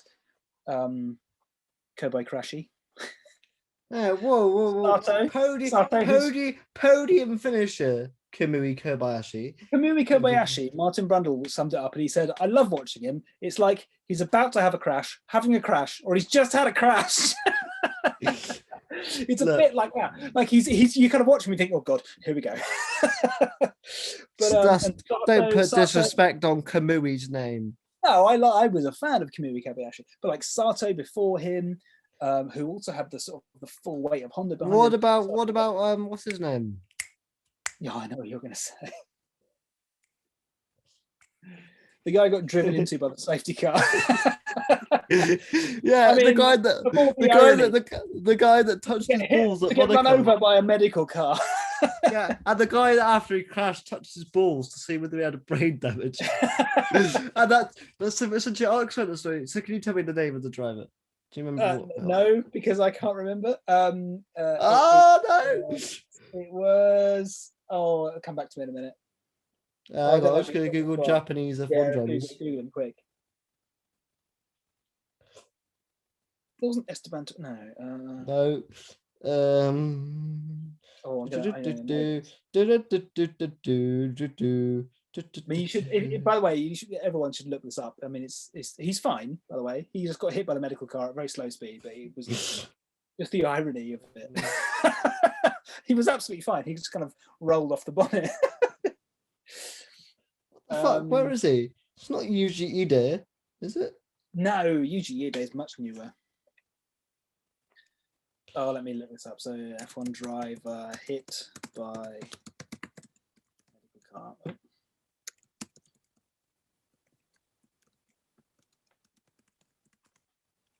Taki Inoue. Inoue, of course. Taki Inoue. So yes, we've had some drivers. So yeah. Essentially, Taki Inoue had a crash at Monaco during qualifying, and he said after being on, he said to Top Gear, he said, look, after that crash, first thing I did was touch my dick and then my balls. If you touch your balls and your balls move, it means you don't have a problem with brain damage, I think. He said, I never knew he was a doctor. and then he said, it's true. I learned that in UK. I mean, okay, we have to tell everyone, for liability reasons, that's not true. Yes. But let's go to AlphaTauri and let's go to AlphaTauri, Yuki Tsunoda, who I think genuinely impressed me so much. I hope he has a great year. And if AlphaTauri do have the reliability, he could get another podium or two. And hope. I mean, look, the fundamentals are the Red Bull is a quick car with a good engine now. That is essentially a B team for Red Bull. So that, by proxy, is a quick car with a good engine that's reliable. So yeah. Right, top three time. We'll go third. We'll chat them. See if we're exactly the same. Right. Well, I think we're going to be the same third. Who have you got third? I put McLaren third. I've put Mercedes. Wow. Okay. Interesting. Look, I think this year, I think it's gonna be a difficult year. Look, I think the top three are immensely close. They're closer than they've been for years. Look, I do think there is a gap, but I think you can put McLaren in the upper echelon. Not only, I don't think based on pure performance, I think based on driver ability, Ricciardo, he's got a car now that with that engine could win a race, could win 2 races, could win 3. Lando Norris, he has a good day, he's up there, not with Ricciardo consistently. I think that's what we're going to see the difference between the two of those. But but Lando Norris, he can have a great day or two. I think they can turn that on. I think they'll learn more about the Mercedes engine, how to use it. I think Sauber will put them in great positions with strategy. They've got the money, they're using those resources well. I think they're going to make a step up this year, which could reveal who I think my number one is. But I think it for me, I think our number one is clearly going to be the same. Yeah. But third, you have McLaren. It's close, isn't it? It's incredibly close, and that's the exciting thing for a neutral fan. I mean, all these could be wrong. We could all be wrong, but I think we're kind of vaguely both right. Like it's going to be roughly this. We'll come back at the end of the season, by the way, and we will discuss 23 weeks down 23 races down the road, not weeks. We were wrong. Turns out, Aston Martin have won the season. Exactly. I mean, nobody knows, but I don't think they know. They'd love to, but they really don't. Nobody does. So yeah. But yeah, McLaren. I know you're going to be positive on them. I think we have to be based on just how quickly they've come back to a decent position. Like you said, they're not deadlocked in third, in your opinion, because it's so close. They could easily. No, don't get me wrong. I wouldn't be surprised if they were anywhere in the top 3. Like if they won it, then perfect. Because, like I said, I'm a fan, but I wouldn't be stunned. I'd be happy. But all this has got some movement in. Yeah. But second, Are you still there? Yeah, you still I there. am. Yeah, no, my camera's just buggered off. Second place, I've put. Now this is going to reveal, I think, who we think's first. But I think I've put Mercedes second, and I'm guessing you. I have put McLaren second. Yeah. Okay. I'm So gonna we switch do around have the the same. camera because my HD camera's gone really like dark, so I've switched Okay. this camera. Well, it's better for those at home if you're in slightly less resolution. I feel, Alex. I think for everyone's. Yes. Fuck off. But no, so I put McLaren here just based on hopeful. I think look, I'm not saying this is the smart option. I've got my heart here rather than my head. And I think this is based on this is based on me rating Ricardo highly, very highly. I do believe last year when the assessment of the top 4 drivers in F1 at the minute are Hamilton, Verstappen, Leclerc, and Ricardo on outright drivability, and I think Ricardo is here, and I think he is in the best car he has been in a while. Because although maybe the Red Bull was better than this car relative to pace, he obviously wasn't given the treatment there. Whereas here, I think at McLaren, they might favour Ricardo a bit more in the interim seasons, and they might phase that out more towards Lando later on. But I think, look, they know they wanted Ricardo because they know he's talented. And if they don't use Ricardo, I'm not saying anything against, I hope it's more 50-50 at McLaren, which I believe it always has been. You saw that with Sainz and Lando last year. They definitely didn't go one or the other. They definitely went, it's this and this. Same thing with Button. Obviously, with Van Dorn and Alonso, it was very clear Alonso was number, but then again, that could be ability as well. Well, actually, no, it definitely. But good, has he? He's always been in the top 3 or 4. I mean, I put him up there. The only thing I'd question is whether, in terms of, I mean, based off of the end of last year, maybe whether George Russell is faster. But I mean, he's than Norris. Than Ricardo. You'd have to say. Are you mad? You'd have to say Hamilton, Verstappen, and then either Ricardo or. I would put Russell 5th. Would you? Who would you put in? Yeah, there. Look, because that's the thing. I think the reason, and I don't mean to be rude to George Russell because I was backing him all the way in Sakir. I think the reason he looks so good in that Mercedes is because how not mediocre, but because of how middling Valtteri Bottas is. Bottas is making him look good rather than him. Yeah, no, but I do believe if it was the other way around, I don't want anyone to get COVID-19. But for example, if Valtteri Bottas couldn't compete in that race for any reason, I think Hamilton wouldn't have trumped Russell, but it would have been a much easier stroll in the park for Lewis Hamilton to win like, for example, I think qualifying he would have maybe had 0.2 on him more, which in qualifying is a lot. I know it doesn't, and in the race he possibly wouldn't have seen much. Obviously that race was hectic as crap, but I think overall, it's absurd when you think about it, isn't it? Because 0.2 of a second is like it's nothing. It's like the blink of an eye. Yeah, and to think that it's that over the course of a whole, 2.5, 3 miles or whatever it is, it's really strong. No. Right, let's talk about number 1. Red Bull. Clearly a number 1 for me. Clearly number 1. If they don't, it's gone horribly wrong. And if it doesn't happen, I can't wait for Christian Horner to bitch about it on Drive to Survive season 4. Because if they mess this up, they dropped a ball, a bollock. They've dropped a ball. Red Bull. They've dropped a ball. They've dropped the ball because, like I said earlier on, this is their golden opportunity. They're going to hit the ground with the best car, and make no mistake, Mercedes will be coming for them. I would have thought, but you have to. This is how you win a championship, isn't it? It certainly in the hybrid era, is why Mercedes have been so successful. Is that they've just hammered them over the head in the first half of the season with a literal hammer car that's straight out the box fast. And then by the end, they haven't necessarily had the best car, but then it's too late. The championship's in the bag, so they need to do that and hope that Mercedes can't catch them. They've also got possibly the most efficient lineup that they've had in years, because Ricciardo and Verstappen wasn't an efficient team, because at the time, look, everything about Verstappen as a person, at the time as a racer, he was still very juvenile. He would go for things that perhaps maybe now he would think, didn't need to do that, Look, he's a very good overtaker and he will take risks other drivers will. But for example, he would sometimes go, I want to beat Ricciardo, so I won't take out Ricciardo, but I'll do a move that's evidently not going to go very well for the team. Whereas now I think he's got that maturity in the car with Sergio Perez, who, like we said before, if you put him in a very good car a few seasons back, would be higher up.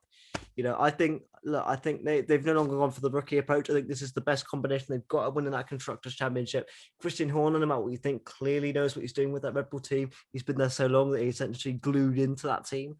Like they've got the Honda engine. They clearly feel comfortable with now as well, which seemed the Honda doesn't look too bad either.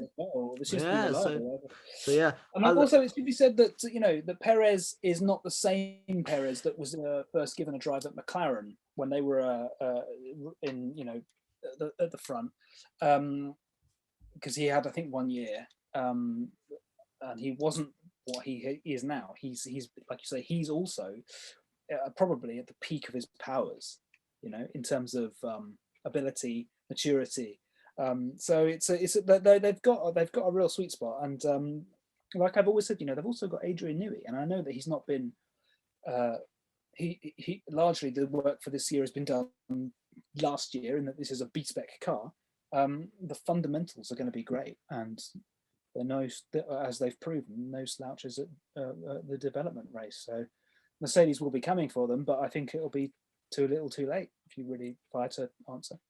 Yeah, exactly. I think, for example, though, I don't like. Also, we did the top three with clear cut, but I'm going to say now driver ranking. It's not going to be for me. Two Mercedes drivers, two McLaren drivers, two Red Bull drivers. There's going to be a whole mix within that top six. It's not going to be a. Yes, I've mixed that as well. Yeah, I'm mixed the way through. Also, there is no, in my driver ranking, there is no two drivers in the same team back to back. I don't think. Just looking for my list. I think there probably might. There might be for mine. Just having a look. Oh no, there's one. There's one lineup back to back. One lineup. One. Okay, but this is different because this is just basically based on your drive test. I'll go first this time because you went first last time. I think I'll work good. Okay. Number 20. This one's going to take longer. There's going to be a lot of discussion. 20 have Mazepin. Yeah, same. That's what I've got. Mainly because of a. Because I hate him. Yeah, but also because the Haas underdeveloped. It's his rookie year. It's his rookie year. The Haas underdeveloped, and he's a cunt. So there you go at the bottom. Well, there you go. Well, okay. Is there much time to discuss? I don't want to discuss this podcast has got a explicit contents label. Mate, other people have said worse things. As if you can imagine. But do you want to talk about Mazepin? We've kind of already talked about Mazepin. We've spoken about him. I think there's enough said about him. I think he's a rookie. Look, he's obviously talented. He's obviously talented though. As a driver, as a person, complete twat. 19th. This one might disagree. I got Latifi. I've got Latifi. We're the same. I've got Latifi. So Latifi, look, I reckon as well. I know you said that you rate George to get the points for Williams, but I really hope he does get a point because I think a lot of people go, "Oh, Latifi, he's a wet yogurt, pay driver." But actually, I really like Latifi as a driver, and look, because I think as well that I think people forget there were many times where Latifi got close to the points last year on merit. Yes, some drivers had to retire, but he got P12, P11, and like Brundle has that. Brundle has that quote where you just got to be in the right place at the right time. That's down to you. You can't. Nobody in F1 gets gifted points really. Because it's the confluence of luck and preparation, isn't it? And talent when they come together, and there's no doubt. I mean, he's no Ricardo Rossi, who's one of the older people, or Tosser as they call him. Yeah, exactly. Who like a Pedro Diniz, who was like rich, but really not really worthy of being in Formula One. So, yeah, yes, that's why he's not last, mate. But no, yeah. So I do rate him, and I do think he'll get some points. 18. I think we might agree again here. I've got Schumacher. I've got Schumacher. Oh, this could be interesting. We've got the same list. Possibly. Look. Schumacher. How have you put Aston Martin last in your? Because I did it. I'm thinking is the pecking order of where they start, and I've kind of done this list as to where they're going to finish, which is a bit weird. I grant you. Okay, all I'm saying is at least I'm going to be more right on one than the other, maybe. Yeah, Schumacher. Look, I think he's really good. I think he's going to be victim of circumstance here, where the Haas just isn't up to bat. Yeah, he might get one lucky P9 or P10, or we don't know. The Haas could be like a rocket, and I mean, I don't think it will be, but I think I've said this to you before. just in passing. The reservation I have is he's got the pressure of the name, which you can dismiss, fine. I mean, Bruno Senna had the same thing. We all know what happened there. But he is a driver that in junior formula has taken 2 years, generally, to get comfortable with how the car is, and he shines in the second year of each championship. Yep. Now this year is his rookie year, and the next year, the regs chain is virtually a new formula, because it's so different next year. The cars are going to be utterly different. So it's kind of like, can he afford to have that buffer of a year and then wait and then I'll perform next year? And whether he's going to run out the clock in F1 despite the name, and people are going to lose patience with him if he can't instantly get on the pace. So I think a lot has to be done by him in terms of living up to the name and delivering quicker than he has done. So like Kevin said, the bottom's very much a formality. So we get into like the 14s. That's when the discussions are coming more, because that's when the larger points are at play. That's when we can go, well, no, I think this, that, no, I think that. 8, we might agree this one. 17th, I got Raikkonen. No, different. I've got him way higher than that. Yeah. Okay. I've got Stroll down here. Ooh. Okay, I disagree with you entirely. Look, this is the year where I see Giovinazzi overlapping Kimi. Maybe I think this is the year. This is where I see it. I actually realize he's cut his hair now. Possibly it's going to help him. Do you think that's going to be a weapon? It might have been giving him some drag. We don't know. Extra weight there, high up as well. I mean, but no, Kimi. I think this is the year where he's slowly 23 races. Could take a lot of him. This could be his last year. In fact, I think this will be his last year. Like he just pounded down the weekend. I know. Okay. Why do you put Stroll on here? Is that based? Well, it's based on that I think the car is not in a good place, and I think he's all right. Hence why he's not right at the back. But I think he's not really. Versus someone like Vettel, it's going to be a bit of a contrast, and I think he's going to struggle against him. To be honest, fair enough. I think so as well. I think this is possibly, in terms of Stroll's teammates, the most scary for him. Yeah, absolutely. I think he's got a lot to prove. I do rate, like we said, we don't dislike Stroll. Maybe before last season we would have said, he's a bit of a meh. But I don't dislike him as a driver. I think he can be a little bit short with his. Some of the messages I've heard from him over the years, let's just say, but he warrants his place. He's a good little racer, Yeah, exactly. And I've got him a lot higher. Okay. So it's going to be interesting, but that might have something to do with our constructors' placings, whereas where I put Aston compared to where you have Aston, right? This is the only back-to-back. 16th, I have Antonio Giovinazzi. Close. I've got George Russell. Okay, I feel like he's going to be... hang on. Is Giovinazzi 15th? Yeah. I've got Russell 15th. He's next up. Yeah. So we're in a very similar place. So I've got, we're very close. It's just, I've got George Russell because of, Alpha... I think Russell could get 20 plus points this year. Wow. I'm not about that. I'm being positive about George. I want him to do well. I do, but look how good the test was for Alfa Romeo. Yeah, I know. I just think based on that. Yeah, Giovinazzi, like I said, quickly on Giovinazzi, I think this will be the year where he slowly just overtakes Kimi. And I think there won't be much difference. I know we disagree. No one's overtaking Kimi. Okay. But yeah, so when he drives, he takes his time. So safety car. Makes no fucking sense, Kimi. Don't do those. If not, I take my time. Which equally doesn't work. So, what do you want to say quickly? Well, I was just going to rant about the ad. We're talking about Stroll and Russell. We're talking about Russell and Giovinazzi. We're talking about Russell and Giovinazzi. Yeah. Giovinazzi, what's he ever really shown? I mean, he's honestly, has he shown any flashes of brilliance or anything punching above his weight? I mean, we know Kimi's capable if he can only wake up and get motivated, which I think honestly has been what's dogged him his whole career, certainly the second half of his career. I mean, for God's sake, I mean, even Ferrari paid him millions to go away, because he was just not doing the job. Giovinazzi, I find him a bit generic. I'm sorry. I'm sure he's not, but I just find him a bit, he's worthy of being in Formula One, but I don't think when Kimi decides to turn up, he's going to beat him. Yeah, exactly. Yeah, I think, I disagree. There's something about Giovinazzi to me.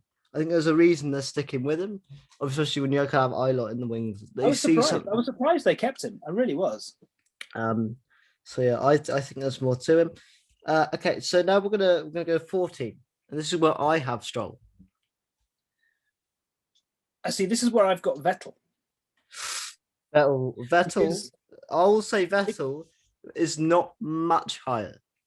Right. So I think Vettel's going to outperform Stroll, but I think ultimately where I've judged the performance of the Aston. Where the fuck is Raikkonen? Like, I've got. Do you know what? Look, I've got him. Well, we'll don't tell me the exact. Yeah. They had a good test, and I just think he's going to be motivated by that suddenly. Yeah. We've said a lot on Stroll already, so I won't say too much about that. And obviously, we spoke about Vettel as well. Vettel, I think, like you said, this will be the year for Vettel. We'll talk about Vettel when I get to Vettel. But Stroll, look, he's no slouch. Stroll's good. He's a good driver. He's good. Yeah. Like, this is going to be your biggest disagreement with me, I think. P13, I have Esteban Ocon. Now, this is controversial because I know that you're a fan. I've got Sainz there. Because Ferrari... Okay, all I will say is Sainz is like plus 5 places higher on my list. Yeah, okay. Well, I just think they had a midfield test. It's his first year at Ferrari. The 13th! I know. Mate, you're breaking my heart. I didn't want to leave McLaren. I think it was great. That was the dream team. I wanted Sainz and Norris to stay. I think they were brilliant together.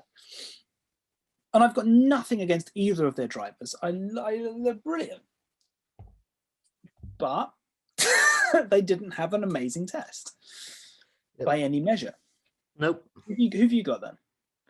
I went off the page. Hang on. I have Ocon. Right. Okay. I really don't rate Ocon. I think he's middle of the road. I would genuinely rather have Grosjean in that car. Really? I've never seen anything in him. I've seen him as a whiny little bitch the entire time. Like, for example, I was so happy when they picked Perez over Ocon back in the racing point. Everyone was like, "Oh, Ocon, I don't know what it is. I don't mind him as a person. I think he's cool, but I think when he doesn't get his own way, when he can lose his cool very quickly, and then that's related in the performance. I think he's got an Achilles heel, which is his anger. I think, especially against Alonso, where he'll want to be better. I think that's what we'll see in Pitfall, because he'll realize, I'm not up to scratch. I'll try and try and try. He'll overdo it. And if anyone's going to drives with a bit of anger, it's going to be his teammate, isn't it? Like, he better not get too angry with Alonso, or he'll probably deck him. Yes. So. Next, this is another one of the 2x2s, but I've got Leclerc just above Sainz because I rate Sainz highly. I also rate. This is where I have Vettel. Right. Okay. So I think Vettel, I think 12 is actually an improvement on where he finished in Ferrari last year. I think. Well, yeah, he didn't really turn up, did he? Yes. So Vettel 12th, I think, like I said, I don't think there'll be too much difference between them, but I think Vettel he has the prowess to improve the team, very similar to Alonso in that sense, where he'll be the leading man. I think Lawrence and Otmar would be silly not to give preference slightly to Vettel. I think we should give it to the first few races, but I think overall Vettel will, as the season progresses, learn more about the car after he gets more than 5 laps in it. isn't he? The boss's son is in the other seat. I mean, that's difficult. Yeah, I know, it's tricky. But yeah, no, I think Vettel slightly. Leclerc at 12th is ridiculous as far as I'm concerned. Do you think he's going to be appreciably way better than Sainz then? I've got him like Much a higher. lot higher. I've got Leclerc and Sainz. I'll say this: I've got them well into the top 10, Okay. especially Leclerc. So he's higher than Sainz. Yeah. Okay. But 11th, who have you got? Kimi. Tsunoda. Yeah, not too far away from me. I think Tsunoda, like, rookie year. I think overall he will have some belting performances. If the car works, I think it will work for him. I think it'll fly. But overall, I think Gasly's got the racecraft to just perform more consistently than Tsunoda at this point. Given next year with the new car, they're on a level playing field, as it were. Different ball game, could seem a lot closer. But I've got Gasly a few spots higher than Tsunoda, just because I think Gasly, first of all, Gasly in that Alpha Tauri. Magic. If the Alpha Tauri is actually good this year, Gasly could be incredible. Yeah. So yeah, but well, Tsunoda 11th, which isn't too shabby for your debut season. 11th is not too. I'm not going to go. That's decent. If he ends up in, if you start in 11th at a team that isn't a front running team or isn't expected to be, then you've done pretty damn well. Exactly. Right. So should we quickly just recap? Should we recap our bottom? Yeah. Okay. Go then. So hang on, you need to talk about Raikkonen. We didn't do it. Well, Raikkonen. I mean, I think they've had a good test. He's an old hand. He's clearly still fit enough. He might be. But more he takes his time. He takes his time, but the car is arguably going to be quicker than the works Ferrari at the beginning, at least. But it was an outside chance, and I've taken a punt. I'm a fan. Right. So do your 20 to 11. Right. I've got Mazepin, Latifi, Mick Schumacher, Lance Stroll, George Russell, Giovinazzi, Vettel, Sainz, Charles Leclerc, Kimi Raikkonen. I've got Mazepin, Latifi, Schumacher, Raikkonen, Giovinazzi, Russell, Stroll, Ocon, Vettel, Tsunoda. Number 10. We're not hugely different, though, are we? No, at number 10, I've got Fernando Alonso. See, I've got the same team. That's where I've put Ocon. Right. This is a good, interesting discussion. Alonso, like I said, I think it's just where we rate Alpine and our construct. I think that's where this is showing now. Yeah. Because we've, but yeah, Alonso P10. I think for a comeback year in a middling car, and obviously testing didn't prove it to be that way. They could be a lot better, but on paper, a middling car, wouldn't be too annoyed at that. I think that would be a good innings. I think people would look at that and go, yeah, it's all right. Yeah. I think they had a very impressive test, though. And I think you have to factor in Fernando Alonso, hence why he's not appeared yet in my list. So I think if you start in the middle, and this is the middle, they Ocon would be the dead center, but because of the Alonso effect, he's a couple of places or more. Yeah, on my list. Yeah, so yeah, Alonso P10. I think that'll be a good year from P9. I have Sainz. This is where I put Carlos Sainz. Okay, this is where I've got Tsunoda, just based on the strength of the last 3 days. Carlos Sainz, I think we've not seen him in a good car until that McLaren. And he had, I'm not saying a Ferrari is going to be as good as a McLaren, because I'm not. But for example, he was in a backmarker Toro Rosso. And at the time, the Toro Rosso, who isn't like the AlphaTauri now, the Toro Rosso was a backmarker car that was possibly battling for 14th the best a lot of the time. Then he moved to Renault, which in turn got him up to like 11th, 12th every other week. But it wasn't until he went to McLaren where he was in a car that was consistently in points. Then we saw what everyone was saying about Carlos Sainz Jr. is a great driver, because before that, like when they signed him, everyone at McLaren went, "Oh, okay, like he's decent, dab hand." And then we saw him, and it was like, boom, fire. And look, I know Ferrari, but they're not gonna like. Sainz clearly wants this. He's clearly hungry to be at Ferrari. I think for a little bit, he might be a bit comfortable just serving that second driver role, at least for a little bit. Because I think he knows he went into that team knowing it's different than, for example, Vettel, who was there as the first driver and then got taken over by Leclerc. Sainz definitely, when he signed the contract, knew he was going as a second. There was no way, and there was no You way. think? Yeah, of course. Like you don't have to be a moron. When he was in McLaren, he knew that Leclerc was number one, and it's going to be. They are building that. It's like if you went to Red Bull and you thought you were going to be on in terms of at the start of the season, they're going to build the car around you. No, they're going to build that car around Verstappen. Like you've got no chance. And I think Sainz P9 will do well because of this one drivability. That's why I have it. But you have Sonoda here, and I don't disagree. Inherently, the midfield is so close that these could. Yeah, I mean that's the thing about this year. Like I said at the very top, like I don't think it's just close at the front. I think it's close between the front and the midfield. The top six is going to be the real discussion, where we're like, yeah, ooh. like it's yeah. So I mean, I've got Sonoda there. It's his first year. Yes, he had a great test. The car is fundamentally good because, well, it's borne out by the test. Even fuel adjusted, it can't be terrible. And I just hope he's good. I quite like him. He seems like a nice chap. Fair enough. Yeah, I think definitely testing has helped him within our rankings. Oh yeah, God yeah. I think we might agree at the beginning of the year. It wouldn't be where based on who you said you had back to back. So I assume we agree on P8 though. Well, if it's so I've got Gasly. I've got Gasly. Yeah. I think they're probably going to be. I mean, that's a decent. If they can be there, honestly. I've got them 11th and 8th. You've got them. Yeah, that's right. And you've got them 8th and 9th.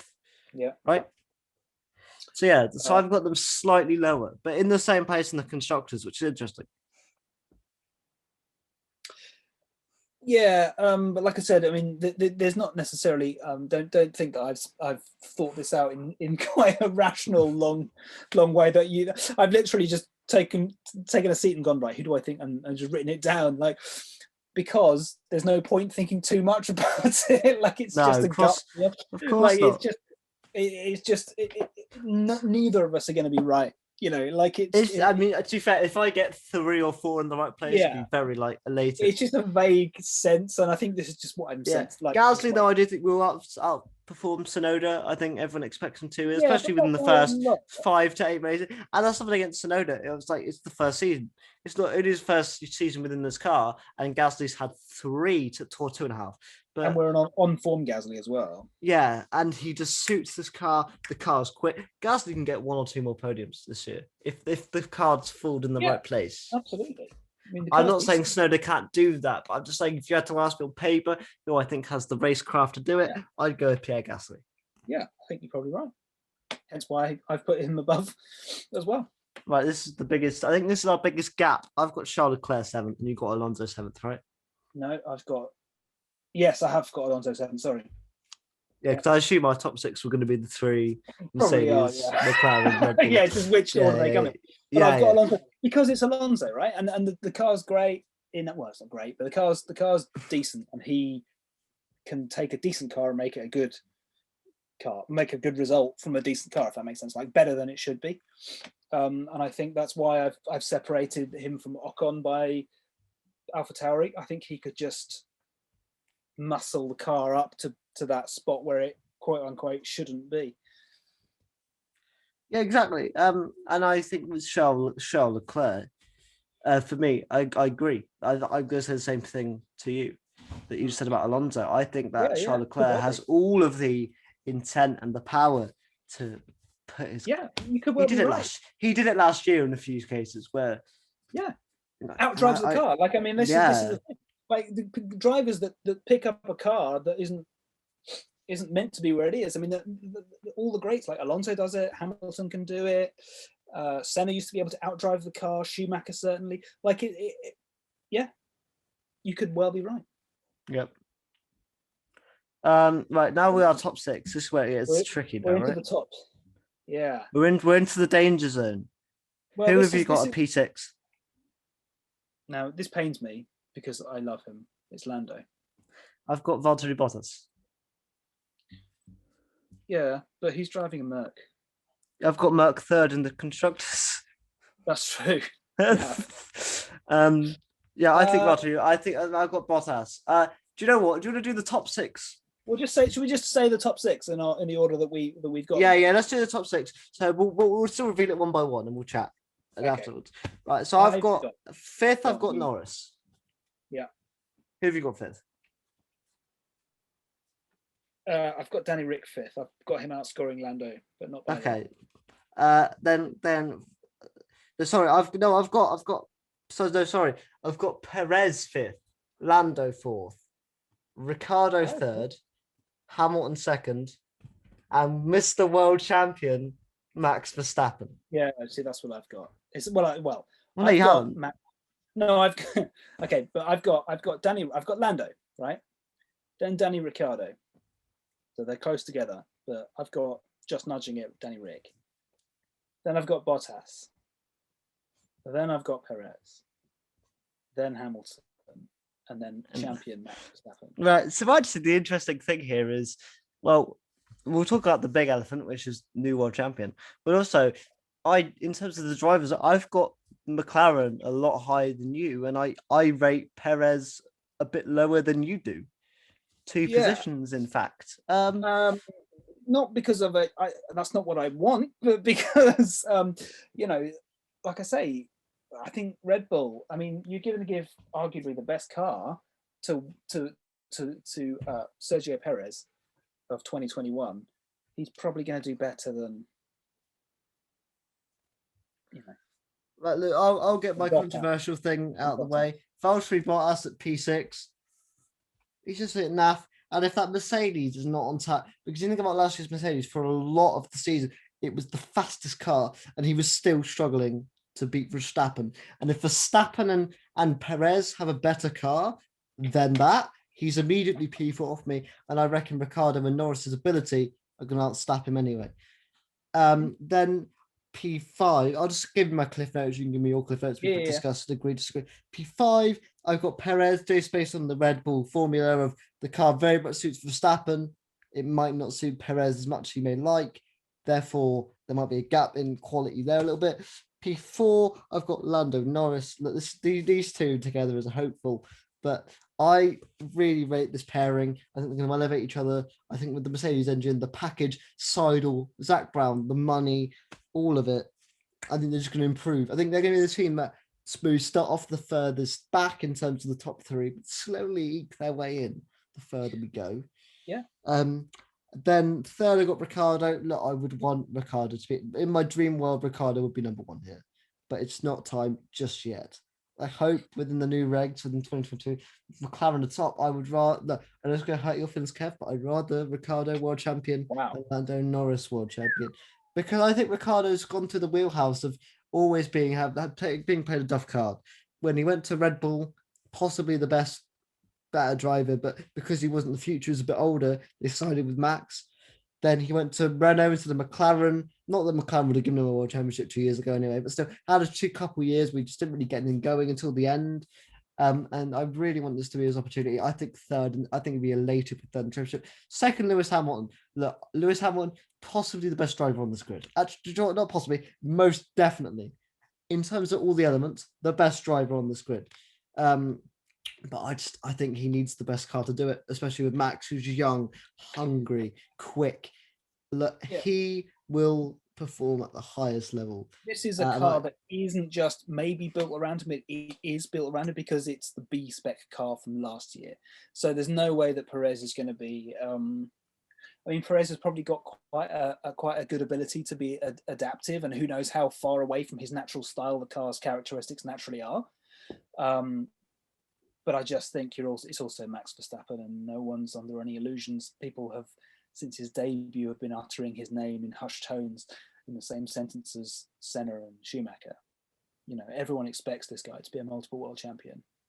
And I have to say, based on the evidence, I kind of begrudgingly agree, because I'm not the biggest fan of him as a person, but you'd be a fool to think he wasn't absolutely top echelon. Yeah. No, I'm with you on that. Yeah, and Hamilton, as you say, who knows? It might be, and I Look, think the neutral fan won. I will say this: if Lewis Hamilton gets the 8th championship, I won't be surprised.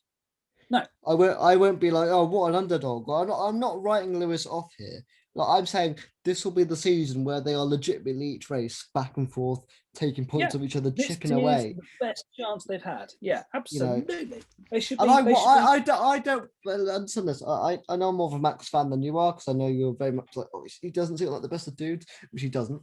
Some of the quotes he made when he should have apologized for certain language he used, he didn't. Yeah. That will come with age though, because he's still very young. And I think when he's older, he will realize that. But I think consider. Well, my point is that I rate the chances Verstappen has. I want this to be a close title battle. I want F1 to feel fun again at the top. I want it to be close, and I think between all 6 of them it will be. But I think there are 2 drivers with the 2 better Yeah. Look, literally, my reason I put Mercedes 6th is because Mercedes aren't as good. I don't rate Bottas in that car. If Russell was in with the Mercedes this year, I would have put them above McLaren, for example. But I think Bottas's ability within a lesser car. Yeah. The one thing that we can take from this, I think, is great news for the neutral fan, because for the neutral fan, this is going to be the closest year across from the front to the back, where the field spread is smallest. Ron Dennis said years ago, when I think Red Bull were winning, the best thing to do, is to leave the regulations alone and allow us to catch up. Because what happens is, when regulations are stable enough for a long enough time, everyone eventually gets to the same conclusion, and they like technical conclusions and philosophies, and the field becomes much more level. We're now at what are these regulations been since 2017? So we're at 5 years of stability of stable-ish regulations. So that's, I guess, why we've got to the point where these guys are the closest they've been. And I think from a neutral fan's point of view, or just a casual sports fan, it's going to be there's going to be much more unpredictability this year than there has been for years. Exactly. So it can't fail but be good for the neutral fan. If you're a fan of Mercedes and Hamilton, then you might be a bit worried. But if you're a fan of racing, perfect. If you're a fan of racing, you can't really be annoyed, can you? No. Absolutely. But it all remains to be seen. Who knows? In a couple of weeks' time, I mean, not when are we pretending this is going? So like next week, when they turn up for the come on, Kevin, race, it's race week. Then it's race week, so they might turn up this weekend and just be back. They sorted out. They found a fundamental flaw. Mercedes have found what was causing and then boom. But I don't think so. I really think this year is going to be tight, not just at the front, but across the whole board. There's a lot to be had. Yeah, exactly. I think that's the main thing. For me, though, the reason I put McLaren second is probably the biggest thing here, is that I put McLaren second and Mercedes. I put that on pure drivability and the fact I believe in the system they've got. Not that I don't think Toto Wolff is a magic man who can do whatever, but like, is this the best McLaren lineup since Hamilton Button? Possibly. Because I'm no offense to JB, but by the time we were getting to 2014, 2015, he clearly wasn't as good as he used to be. Obviously, Alonso wasn't in the right headspace at that time either. Put those 2 things together, they didn't have maybe the best team outfit. They had the wrong engine.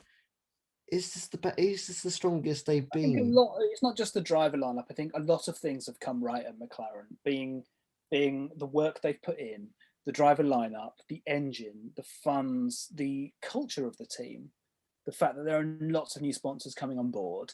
There's a sense of optimism. I think that they've been done the power of good by having a hugely positive test. Yeah, and it's all just going in the right direction for them. And as a fan, I want nothing more than to see McLaren winning, because it's been a long, hard slog as a McLaren fan. Yep. Exactly, and I think this is the time. So do you want to quickly go back through our top 10? Wait, what? Uh, Our top 10? yeah, For because we've drivers. already done 11. We've already done 11 to 20. So who have you got at 10? I've got Ocon, Sonoda, Gasly, Alonso, Norris, Ricardo, Bottas, Perez, Hamilton, and Verstappen. Is that I 10? have got Alonso, Sainz, Gasly, Leclerc, Bottas, Perez, Norris, Ricardo, Hamilton, Verstappen. Well, we will be bringing this clip up again at the end of the year, I hope. If I've called this though and Bottas finishes 6th, I will be. There's no way they keep him after that, right? You what? Do you say I'll be creaming? No, I said you can do a victory lap. Exactly. You will be creaming. And whilst you do your lap, obviously you can be creaming yourself. But yeah, I mean, there we go. But I'd like to say neither of us will be right. No, I mean, hopefully with the winner, number 1. We'll hopefully. see. I'd like a different winner, no offense to Lewis. But I do quite like witnessing greatness, you know. Yes, it's fun, isn't it? I just watching. Anyway, Kevin, anything you want to plug? Anything you want to say as we wrap up? Anything I want to plug? Not Formula One related. No, I mean there are some Formula One related things on my my website. Redbubble, which will be in the description. Which is the Redbubble site, which is the Genesis arc on Redbubble. Yeah, there is lots of F1 stuff on there, but there's lots of Doctor Who stuff on there as well. So thank you. Star Trek, everything.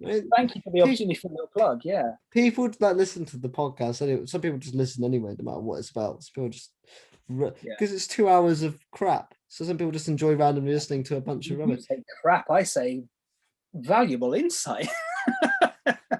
Who needs Sky F1? You've got exactly. Kevin Parrott. Yeah, we've got you. You don't need that. Exactly. Nothing for me to plug really. This has been another double upload because this is episode 51 of the podcast. I did a special episode 50. So essentially this come out on about Thursday or Friday, hopefully. I'm hoping Thursday the practice will be tomorrow and we can all get excited. Hey. I couldn't put this episode 50 because I had a special episode 50 which I'm recording tomorrow. So it's weird. I'm doing 51 before 50. It's very strange. Well, there you go.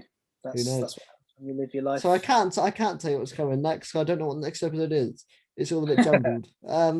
But until then, Kevin, thank you so much for coming on the podcast. Thank you for having me back. I really have enjoyed it, and I honestly mean that. Like every time I come on, which is I know it's only been twice, but I've enjoyed it.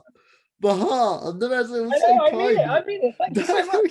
I just hope that people enjoy it and they're not listening to us going, God, I can't just skip this episode. You're such a sweetheart. Thank you so much for having me. So nice. Oh, no worries, man. Anytime. We'll see you guys all soon. Take care.